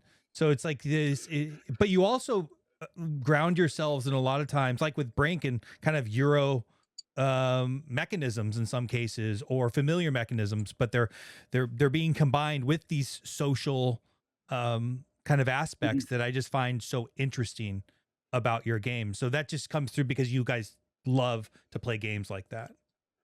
Yeah. I think it also comes through. I think that the worst thing that we could possibly do is bore you. Like I've played some boring games like other people like love, but to me it's like I'm here to play a game and I want to be like thinking about something the whole time. I want to be doing something. I want to be taking my turn while you're taking your turn, or I want to care about what you're doing. I want to be like pulled in at all moments. And I think don't get me wrong, I think there's space for games that there is downtime and there is space for conversation or all that stuff. But I'm just like, let's go. I want to trade or something. I don't know. Right. No, I love that. But that is also, I think that might be the polarizing aspect of Ivy Studios, right? Because not everyone likes that. Some people like that Tend head down puzzle. I just talked to Danny Garcia, but I keep going back to it. He doesn't want anyone to mess with his game. All of his Right. his design proclivity is a positive interaction. So if you're making a decision, the tough part of it is you're going to benefit somebody else. He never wants somebody to mess with his plans. In your games, people mess with plans, which I love. But that design decision does separate, or at least alienate some players. But then you have Tend that you want to head down puzzle, go get it. We also have Mythic Mischief, which is an outlier as well, because Mythic Mischief is a puzzly, abstract game, and you do mess with each other in between rounds. Like you're trying to get each other caught, but like they come right back on the board. They're not permanently eliminated or anything like that. And it is something where early on, people I think kind of expected us to follow this Moonraker's like table interaction and allying and things like that. And we looks like lots of different types of games, and then it's 3 designers on staff. And so Max brought Mythic Mischief in as his kind of like leading the project, the first initial MVP of the product. And I was like, man, I'm so glad you're on this team, Max, because I never would have designed something like this. Never, not in a million years. But I got to develop on it and bring my sensibilities, and Zach got to bring his sensibilities to it, and we're really proud of where that ended up.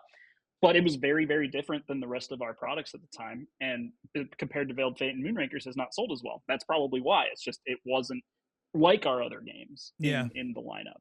It found its own audience over time. It's also modular, and like to get all of the interest, it's better to have more, that type of stuff. That might be part of it. I enjoy Mythic. I actually just downloaded the app last night. The app's great. Love playing the app. Oh, nice. Thank you. Yeah. Shout out Ivy Studios. You're not paying me for this, I promise. So I want to talk about some specific games, the stuff that you're delivering right now, will deliver, and is going on crowdfunding. Speaking of, I think we talked a little bit about campaign fatigue and not putting everything on. I miss Realm of Reckoning completely. I didn't even know it existed until a few weeks ago. Get me up to speed. Why am I going to like Realm of Reckoning, which is delivering now, by the way, on time? On time. You guys deliver on time. I checked that, and you deliver pretty quickly, which is a whole nother thing. I had all these other questions to talk about all of that, but I'm skipping through them. But I just wanted to shout out, you're on time. Thank you. Well, thank you. Appreciate that. Who's going to pitch? You want to Realm? You want to go give the rundown, Austin? Yeah. Realm, I'll give the pitch, and then Zach will correct me on the things that I forget.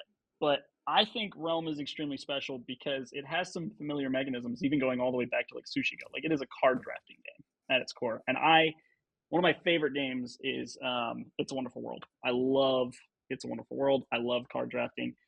But in this game, at the beginning, you're not sure what is going to score points. We're in this afterlife, and everything's kind of broken, and you're rebuilding these monuments, and where you put those monuments is going to determine what will score points. And so I'm trying to win this big bidding war where I get to be the first person to pick where the monument is going. And you get to do 3 of those around. And if I win, I can say coins are now worth money. And I chose that because I had tons of coins. However, all the resources that you're voting with could end up being points if a monument goes there. So I may have been voting and just spent all my coins. And now I'm like, shoot, that's now scoring points. I got to get coins back. And as you're developing these resources and you're trying to get more of these resources, they're starting to score points in different places. So it's like, I can't spend my coins anymore because that's points. I got to hold on to those, hoard those. And every game's completely different based on what gets chosen to be victory points. It's my favorite of our designs. I love it. I'm so happy that it is delivering. Yeah. Well, it sounded very Ivy as you go. you were explaining that. That definitely does. I don't think you're going outside of the comfort zone, but I love the variable scoring. I love players determining the scoring. Brink, so that sounds really cool. So what other games in your catalog, if somebody loves those, they're likely to like Realm of Reckoning? I mean, Brink does have that. It has that like blind bid for what determines scoring. I think that shares the biggest like crossover, and it's got like some nice crunchy decisions around like what is worth sacrificing for upside, but it's got card drafting. I don't know. Graft is our other card drafting game. So, but they're really not that similar at all. They're not similar. On your turn, are you just playing a card? I looked at it a little bit yesterday, but it's as simple as that. Yeah, it's basically like you have a hand of cards, and you're playing a card and you're revealing, but every card has a top and a bottom, and so you're tucking your cards and making stacks in the 5 different areas of the realm. And so like you're choosing a card, but then after you reveal, you're also choosing like where you're gonna slot it, and you get different resources. Really proud of that one, and I'm really excited for it to hit the store and people to just be playing it. Yeah, when's that hitting retail? Yeah, we could have done it a little sooner, but we decided to hold it until Gen Con. So it could have gone on in late July after fulfillment everywhere worldwide is done, but it's gonna end up being right after Gen Con. So I have to make it to Gen Con. I'm assuming it's going to be for sale at Gen Con. Yeah, it will be. Yeah, beautiful. But I mean, you can also just request a review copy. I already said that. Well, just know they've all been requested. You know, I'll cut all this. I'm going to cut all this out so nobody sees it. Yeah, they're all requested. Cool. Another one that I want to request that I didn't really miss. I was in the midst of, I'm building an app and doing all kinds of stuff, getting laid off, all of it at the same time. Honor's End looked so freaking good, but it's co-op, which is totally different. You mentioned that the original Moonrakers, you were fighting something. Is this kind of like you're kind of fulfilling that prophecy, and now you're fighting stuff, deck building? Yep. So Honor's End came to be because of Moonrakers. We made a digital companion that turned it into a co-op game called Luminor. And basically, like, Moonrakers is a semi-cooperative deck building game. And so there's already these elements of co-op. And we really like kind of roguelike games, Slay the Spire, all these don't we all? games that everyone loves that are just fantastic. And it was like, 60% of the way there towards being a game kind of like that. And so when we did Titan, we came up with this app where it basically kind of tweaked the game to be fully cooperative, but it needed this app, and it got it 90% of the way there, right? Whereas like some of the cards had like some asterisks around them. Like obviously we didn't design Moonrakers 5 years ago to know that we were going to use it for a full co-op. Side note, I was going to play that. I just downloaded the app. I wanted to play it before this. Nice. Is it worth investing my time? Yeah, do it. Yeah, please. Cool. I mean, you obviously will be the judge of that, but I stand by it. But we know that the app is a big. People don't play board games to turn on their TV or like their iPad or whatever. I think it's a cool concept, though. Be around a table, and so I think I was the quarterback on this at the start. And it was just like we know Moonrakers works. What if we rebuilt Moonrakers from the ground up as a co-op game? And that was the to get the experience that we wanted, that we had in Luminor, into a full game. And so like it started with Moonraker's art, Moonraker's names. Like that's what the initial prototype was. We knew we would retheme it later, but that's how it started. The big breakthrough on that project was, how do we make it not feel just like we pasted this over top of Moonrakers? And Zach came up with a card tucking mechanic that I am in love with.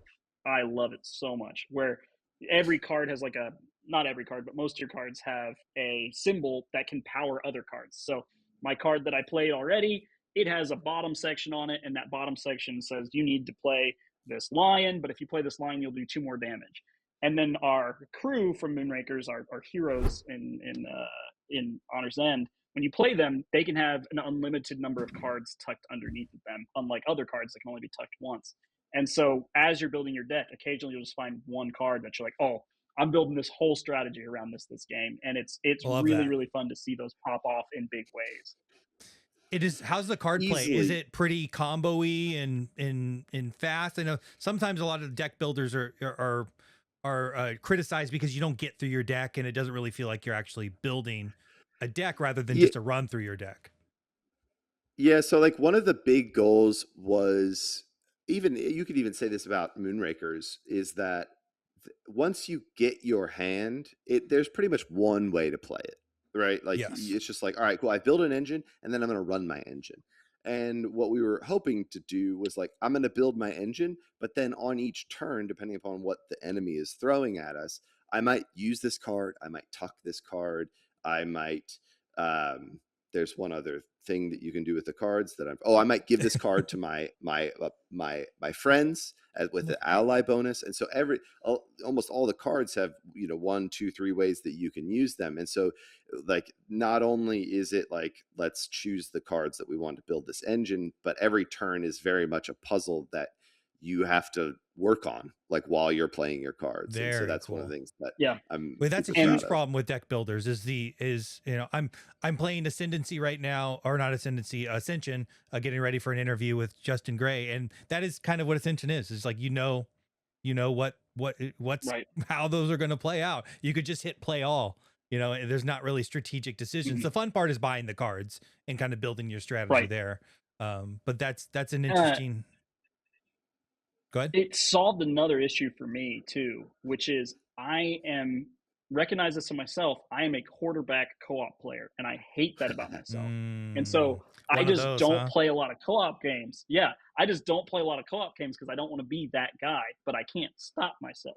And in Honor's End, I'm so heads down figuring out the puzzle that I am doing, and we're playing simultaneously, that I don't have time to tell Zach his best optimal play.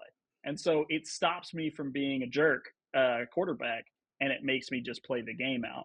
But the fun part is we don't lose the collaboration, because there's literally a phase at the top of everything. Like Zach said, you have ally bonuses on cards. It's like, hey guys, I don't really need this card. Does anyone need an inspiration dice to help you? And someone will be like, oh my gosh, an inspiration dice would totally turn my hand around. And so I can play that before we get going. So you have the moments of collaboration, and then the moments of head down where I'm not able to tell other people what to do. So I love that for that reason. That's very interesting. So I was just talking to Mike from One Stop Co-op Shop, and we were talking about what makes a good co-op game. And one of the things that kind of came out of the conversation was asymmetry, because you can't quarterback in that instance. Somebody else is playing a totally different puzzle than you. All you can do is offer up with what you can do and what you can accomplish, and how you kind of combine those things together. So it sounds like you might have accomplished that through kind of the variety of deck building and all the different ways you can use the cards. Right. Yeah. And you'd also brought up our timeliness. So I want to go on record and say that we are going to be a little bit late for Honor's End, and that is my fault. I think we're posting the official schedule, but the other this is our hardest design, I think, by far. What's been your turnaround, by the way? How many months ahead of time did you promise this? Because you have some of the quickest turnarounds in the entire space, or at least you used to. We usually promise between 9 and 12 months on every project. And 9 months sticks out. Almost all of those. Yeah. Okay. Yeah. I'll let you through on that one. Yeah. Yeah. I mean, this one, so the other big part of it is there's a narrative campaign, and so the game has 9 chapters, and so I wrote what is effectively a screenplay, a very long screenplay. It was supposed to be 90 pages, it ended up being 120 pages. You wrote it basically just by yourself? Yeah. Okay, cool. I mean, I had feedback from a lot of folks, and then a couple of editors, most Devin Norris did a lot of final story editing for me, so he had a big hand in writing it as well. But also just taking feedback from the whole team as with everything. But every time you sit down to play, we're walking you through a story, and you get to meet the characters. Those characters enter your deck. You get to do, like, the idea was for it to be like a table read of a movie, where you're all sitting down and you get to, your line comes up and you read your line, and we take you on this adventure. And boy, did that take a long time to write, and then balance and come up with content for all of the things, and then also make sure that they worked at 1, 2, 3, and 4 players and wasn't too hard or too easy across all of those things. Wow. The hardest game we've ever had to design, by far. That's what I was going to ask. So is that what did it? Was this narrative piece and trying to incorporate everything? So is it was the narrative shot? Could we keep going, Austin? It was the narrative, and then it was just the fact that instead of balancing a single game, we had to balance each chapter's parameters. We had never done a campaign before. We had thought about it on 10, and thank God we didn't do it for that on the first release. But yeah, it was just a lot of okay, time to play test chapter 7, a bunch of times to make sure that's too balanced. That's not unbalanced. It's like chapter 7 was much harder than chapter 8. Well, we got to fix that. So yeah. How many game sessions are in a campaign? Yeah, so there's nine chapters. And so like you can play 9 times, and basically you're getting a micro expansion every time you play. And so there's like an envelope with each chapter. And so like you'll be reading and then be like, now fight encounter 2.1, and then like, okay, now draw, equipment cards 3.1 through 3.3, and then like draft them. But then all those cards go back into the base game. And so like the next chapter you play, all those cards will be in there. So basically you're opening a micro expansion every time you play. And then once you're done, we have a kind of new game plus mode. I can't remember what we called it, but it's like hard mode. And so you can go back and play the whole campaign again, but harder if you want. But then we also just have a adventure mode, which is just a boss rush mode. You draw a random tier 1, 2, and 3 boss from the narrative, from the base game. And so once you're done with it, you can just play with all the content endlessly in kind of just a randomly generated, one shot, basically. Am I going to be really excited about the cards I'm unlocking on each chapter? Oh yeah. Yes. I mean, I hope so, because the depth definitely grows a lot. And yeah, I don't know. It feels like pulling you a card can't say back. too much, Zach. Yeah. Do it. Careful what you say. There's some surprises. Yeah. The narrative itself has some very fun twists and turns. That's all I'll say. Did you guys do like foil cards and stuff like that? For the Kickstarter edition, yeah. Yeah. Very cool. So I think most of the, like all the poker cards that, like poker size cards that you crack, have some kind of foiling treatment. So yeah. Very cool. And we're out of time, but I'm happy to keep going and I know you probably want to talk about Altera.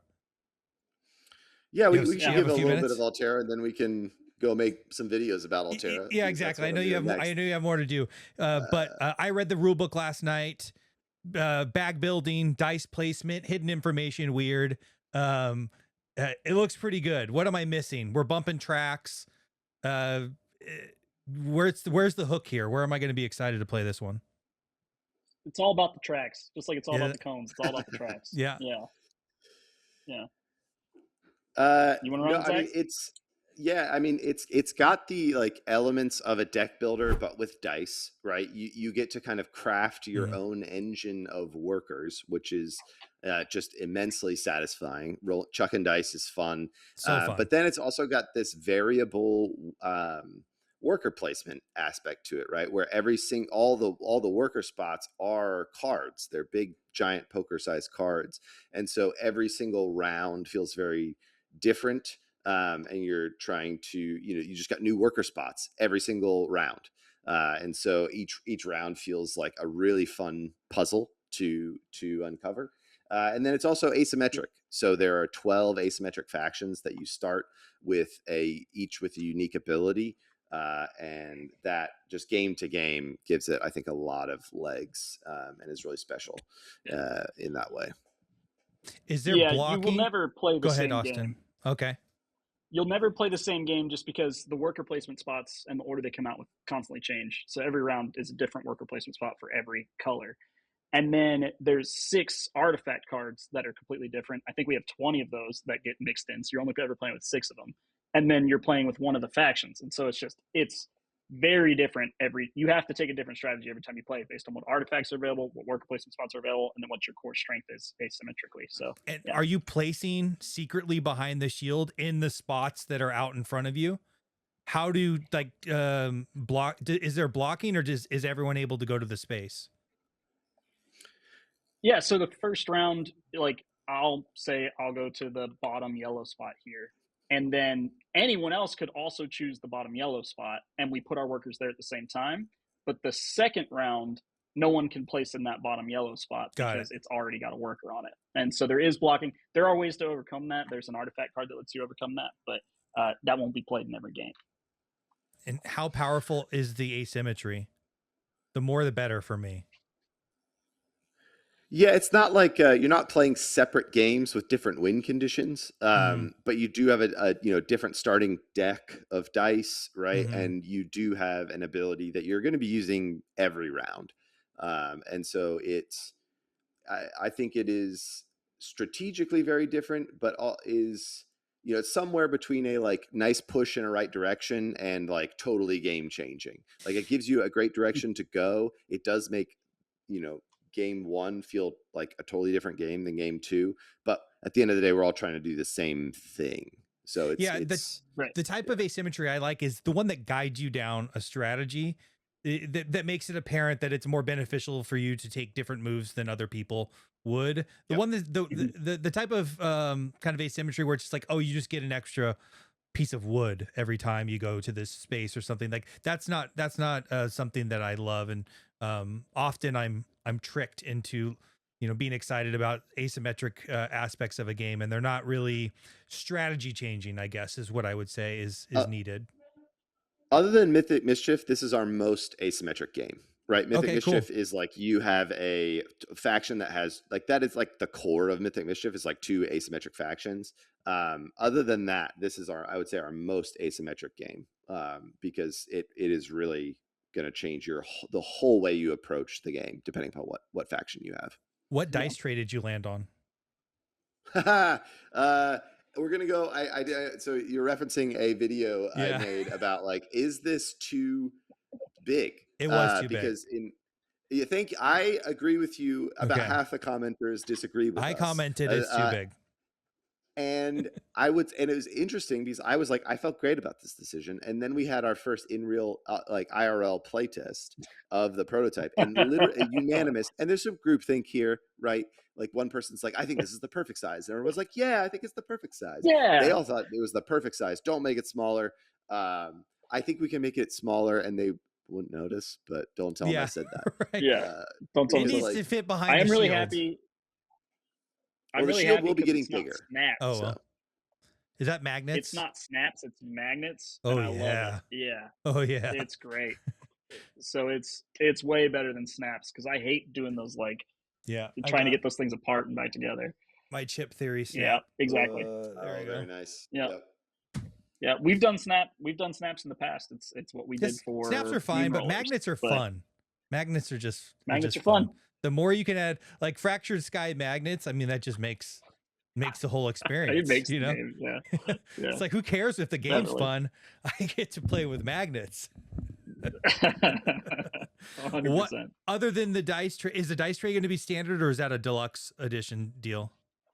No, it will be a deluxe edition or an add-on. It's not standard. So you expect me just to roll dice and hope they don't go outside of my my shield? Yeah. I'm gonna have to do the dice tray. We're hoping and praying, yeah. Or I have to use my busted snap dice tray. And that won't fit behind it. Exactly. What other crazy deluxifications are you thinking about? Yeah, so we have some. I was gonna say generally we're trying to be a bit more intentional with our long-standing, games are getting more expensive as people know. Yeah. It's not that we want more money. It's that they are literally getting more expensive to make for many reasons that are very publicly known. And so we're trying to be a little bit more intentional about like, what does that ongoing long-term version look like? How can you then continue to make them better with more modular upgrades that maybe have spots in the box? And we're like thinking about, so we're trying to just get a little bit better at that are like kind of low end version, trying to like make sure that that's, makes the right concessions, but is still a wonderful experience. Right. And so being modular in like, we have you can buy an upgrade. We're still working through what our, reward tiers and how we're all going to structure this out. But it's just like, it starts lower, but you can buy the upgraded token pack. You can buy the mat and the dice trays. And then we do have some higher end things in play, but we don't have pricing yet. So I can't. Metal dice, maybe? I'd love to do metal dice. There's too many dice. Yeah. There's so many dice in this game. I'm surprised you're not busting out the metal dice, frankly. Oh man, I mean, just the moon rollers dice cost us so much to make, and there's only 12 of those. Well, I didn't know There's 80 in the core metal game. moon rollers dice. Yeah, brother, oh boy, they're the coolest dice. They're the coolest dice in the world. They're amazing. Uh-oh. I love them. But this is 80 dice plus 40 more if you add the 5 and 6 player expansion. It is too many. So dice it's like that'd be a $500 metal dice kit. Yeah, yeah. Literally, yeah. No, it would be, because it's like $50 or $60 for those moon rollers dice, and there's 12 of them, and so multiply that by 10. Yeah, we're talking about a $600 right dice pack. Which I mean, a couple people, if enough people want to buy it, would do it. A couple people would. I might. Yeah. Do you like the rolling of metal dice? The hand feels great, but I don't feel like I get the action on the dice with like the metal chip theory dice I have. I think it's because I'm scared to chuck them, right? Like, I am and too. Plastic dice, I don't want them to chip or anything like that. That's the thing. I like to play with them in the hands and stuff, but it's just it doesn't feel like they have the same rolling action. Yeah. Can I just hold the metal in one hand and roll the others? Sure. All right. What else do people need to know about Altera before I let you all go? Yeah, there's it's a very fun theme. So it's about the Ascension Festival. A new world, right? New IP for us. Universe. So it's about the Ascension Festival, where factions come from all over the world. It's almost like the UN meets like the Olympics. It's where like basically you're bringing everything that you have to offer to show the world, not just your money and power and war. It's like you're bringing, you're doing like baking competitions and like Olympic events, and whoever can kind of show that they are, worthy to ascend to the High Council, the winner gets a seat on the High Council. And the style is very much, we're calling it Pre-Columbian sci-fi. So we have, his name's Felipe Vargas. He's a Chilean illustrator Very cool. that I've been trying to pair with the game for a long time. And so I brought it to him, and I'm like, look, man, this is my approach for all of our games. They're just like, I find artists that I think have a unique vision and voice, and I hire them for them. I want to chase what they're excited about, and we work on the theme and the design and make sure it's their dream project as well as ours. And I was like, look, man, like this is what I'm thinking, but I don't want to like, pigeonhole you into like, you're from South America, we should do a South America theme. He's like, no, man, this is like what I live for. I'm like so stoked. He's going to like museums. He went to the Pre-Columbian museum in South America, took a bunch of pictures. Like you can see direct references from like prehistoric people are going to really appreciate that, things. Though, I think. Yeah. Oh yeah. And then working with a longtime collaborator, Mind Prism, he does all of our branding work, and so he kind of took that inspiration. We've got some really fun, like kind of Pre-Columbian influence in the. We kind of split up our design into like illustration and design. And so like the graphic design elements also really mirror that, but also in a sci-fi way. I love fusing two things that aren't usually together. And that's where you find new Aztec, solar punk. Like it's kind of has a really cool aesthetic to it. And I'm glad I like this new world. Do you think you're going to continue in this new IP? That's always the plan. So yeah, we when we spin something new up, like we spend a lot of time in it. We imagine out a place that we want to spend time in, and part of our business model is like we make a game, and then hopefully people fall in love with that world and that place, and then are excited to have another game in it, and we're excited to come back to it. So we want to keep building out these worlds and give people more touch points, because then when you get a new touch point, I think it enriches the original touch point. Like you come back to Moonrakers from Brink, you have all this new context and this new touch point that I think enriches the experience of the first one. So yeah, so hopefully, yes. Beautiful. Did he miss anything, Austin? Anything people really need to know about Altera? Man, other than no metal dice. I think that the fear with the dice game is that there's going to be too much luck involved, and we didn't touch on how there's a lot of mitigation set up for that. But I think that's getting a little bit too. But I didn't get to it. Yeah. Yeah. So there's a resource that literally is you can change the color or you can change the face of any of your dice, and that is a huge strategy and a huge part of winning is manipulating your dice at the right time and saving them for the right moments. So I love talking about that, but I mean, as far as the art style and everything else, like I'm really thrilled about it.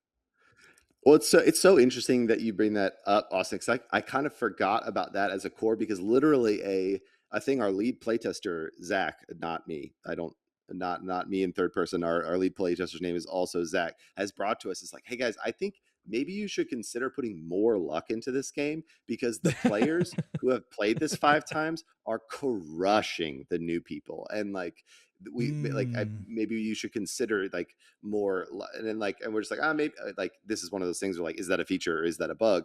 But yeah, I think that's also one of the things that Toby is really good at is tend is like, you play 1 to play 20, like it is an unbelievable difference, and that is present in this game. Like Toby crushed me, Max, and Austin yesterday, like demolished. Like we're embarrassed because like he like I said, he's been working on this game like so much longer than Tend. Like this game has been in development longer maybe than any of our games ever, and so it has just been there's just a lot there. And the skill ceiling is pretty high, which is kind of interesting given that it is a dice game. And you'd think like, wow, the variability in the dice rolling would make it super variable. But no, like Toby's just better at this game and he's going to beat me pretty often. Yeah.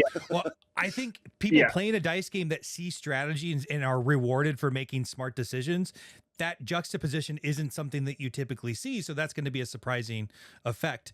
To me, if you want to ramp up luck, you're trying to ramp up drama. And if dice are behind a screen, drama is minimal. It's just between kind of you and yourself, not the rest of the table. I don't know anything about the game, but I like the idea of a skill-based dice game. Yeah, it's definitely that. Beautiful. Okay. That's it. I've taken way too much of your time. You all were so awesome. I wish I could show you my notes. I have probably 2 more hours of questions. I don't know how I would have ever thought. Let's do it again. Absolutely. Let's do it again. Round 2. I'm down. This is amazing. You asked such thoughtful questions. I really appreciate you, what you're doing with this show. Very honored to be on it. I love what you're doing here. So thank you for thinking. Dude, that's so awesome. I was trying to work up to my pitch to get you back on, but since you said it, I'm stopping there. Oh, done. We're done. Yeah. I'm hanging up now. Everyone say goodbye. Thanks for being on. Bye. See ya. Thank you.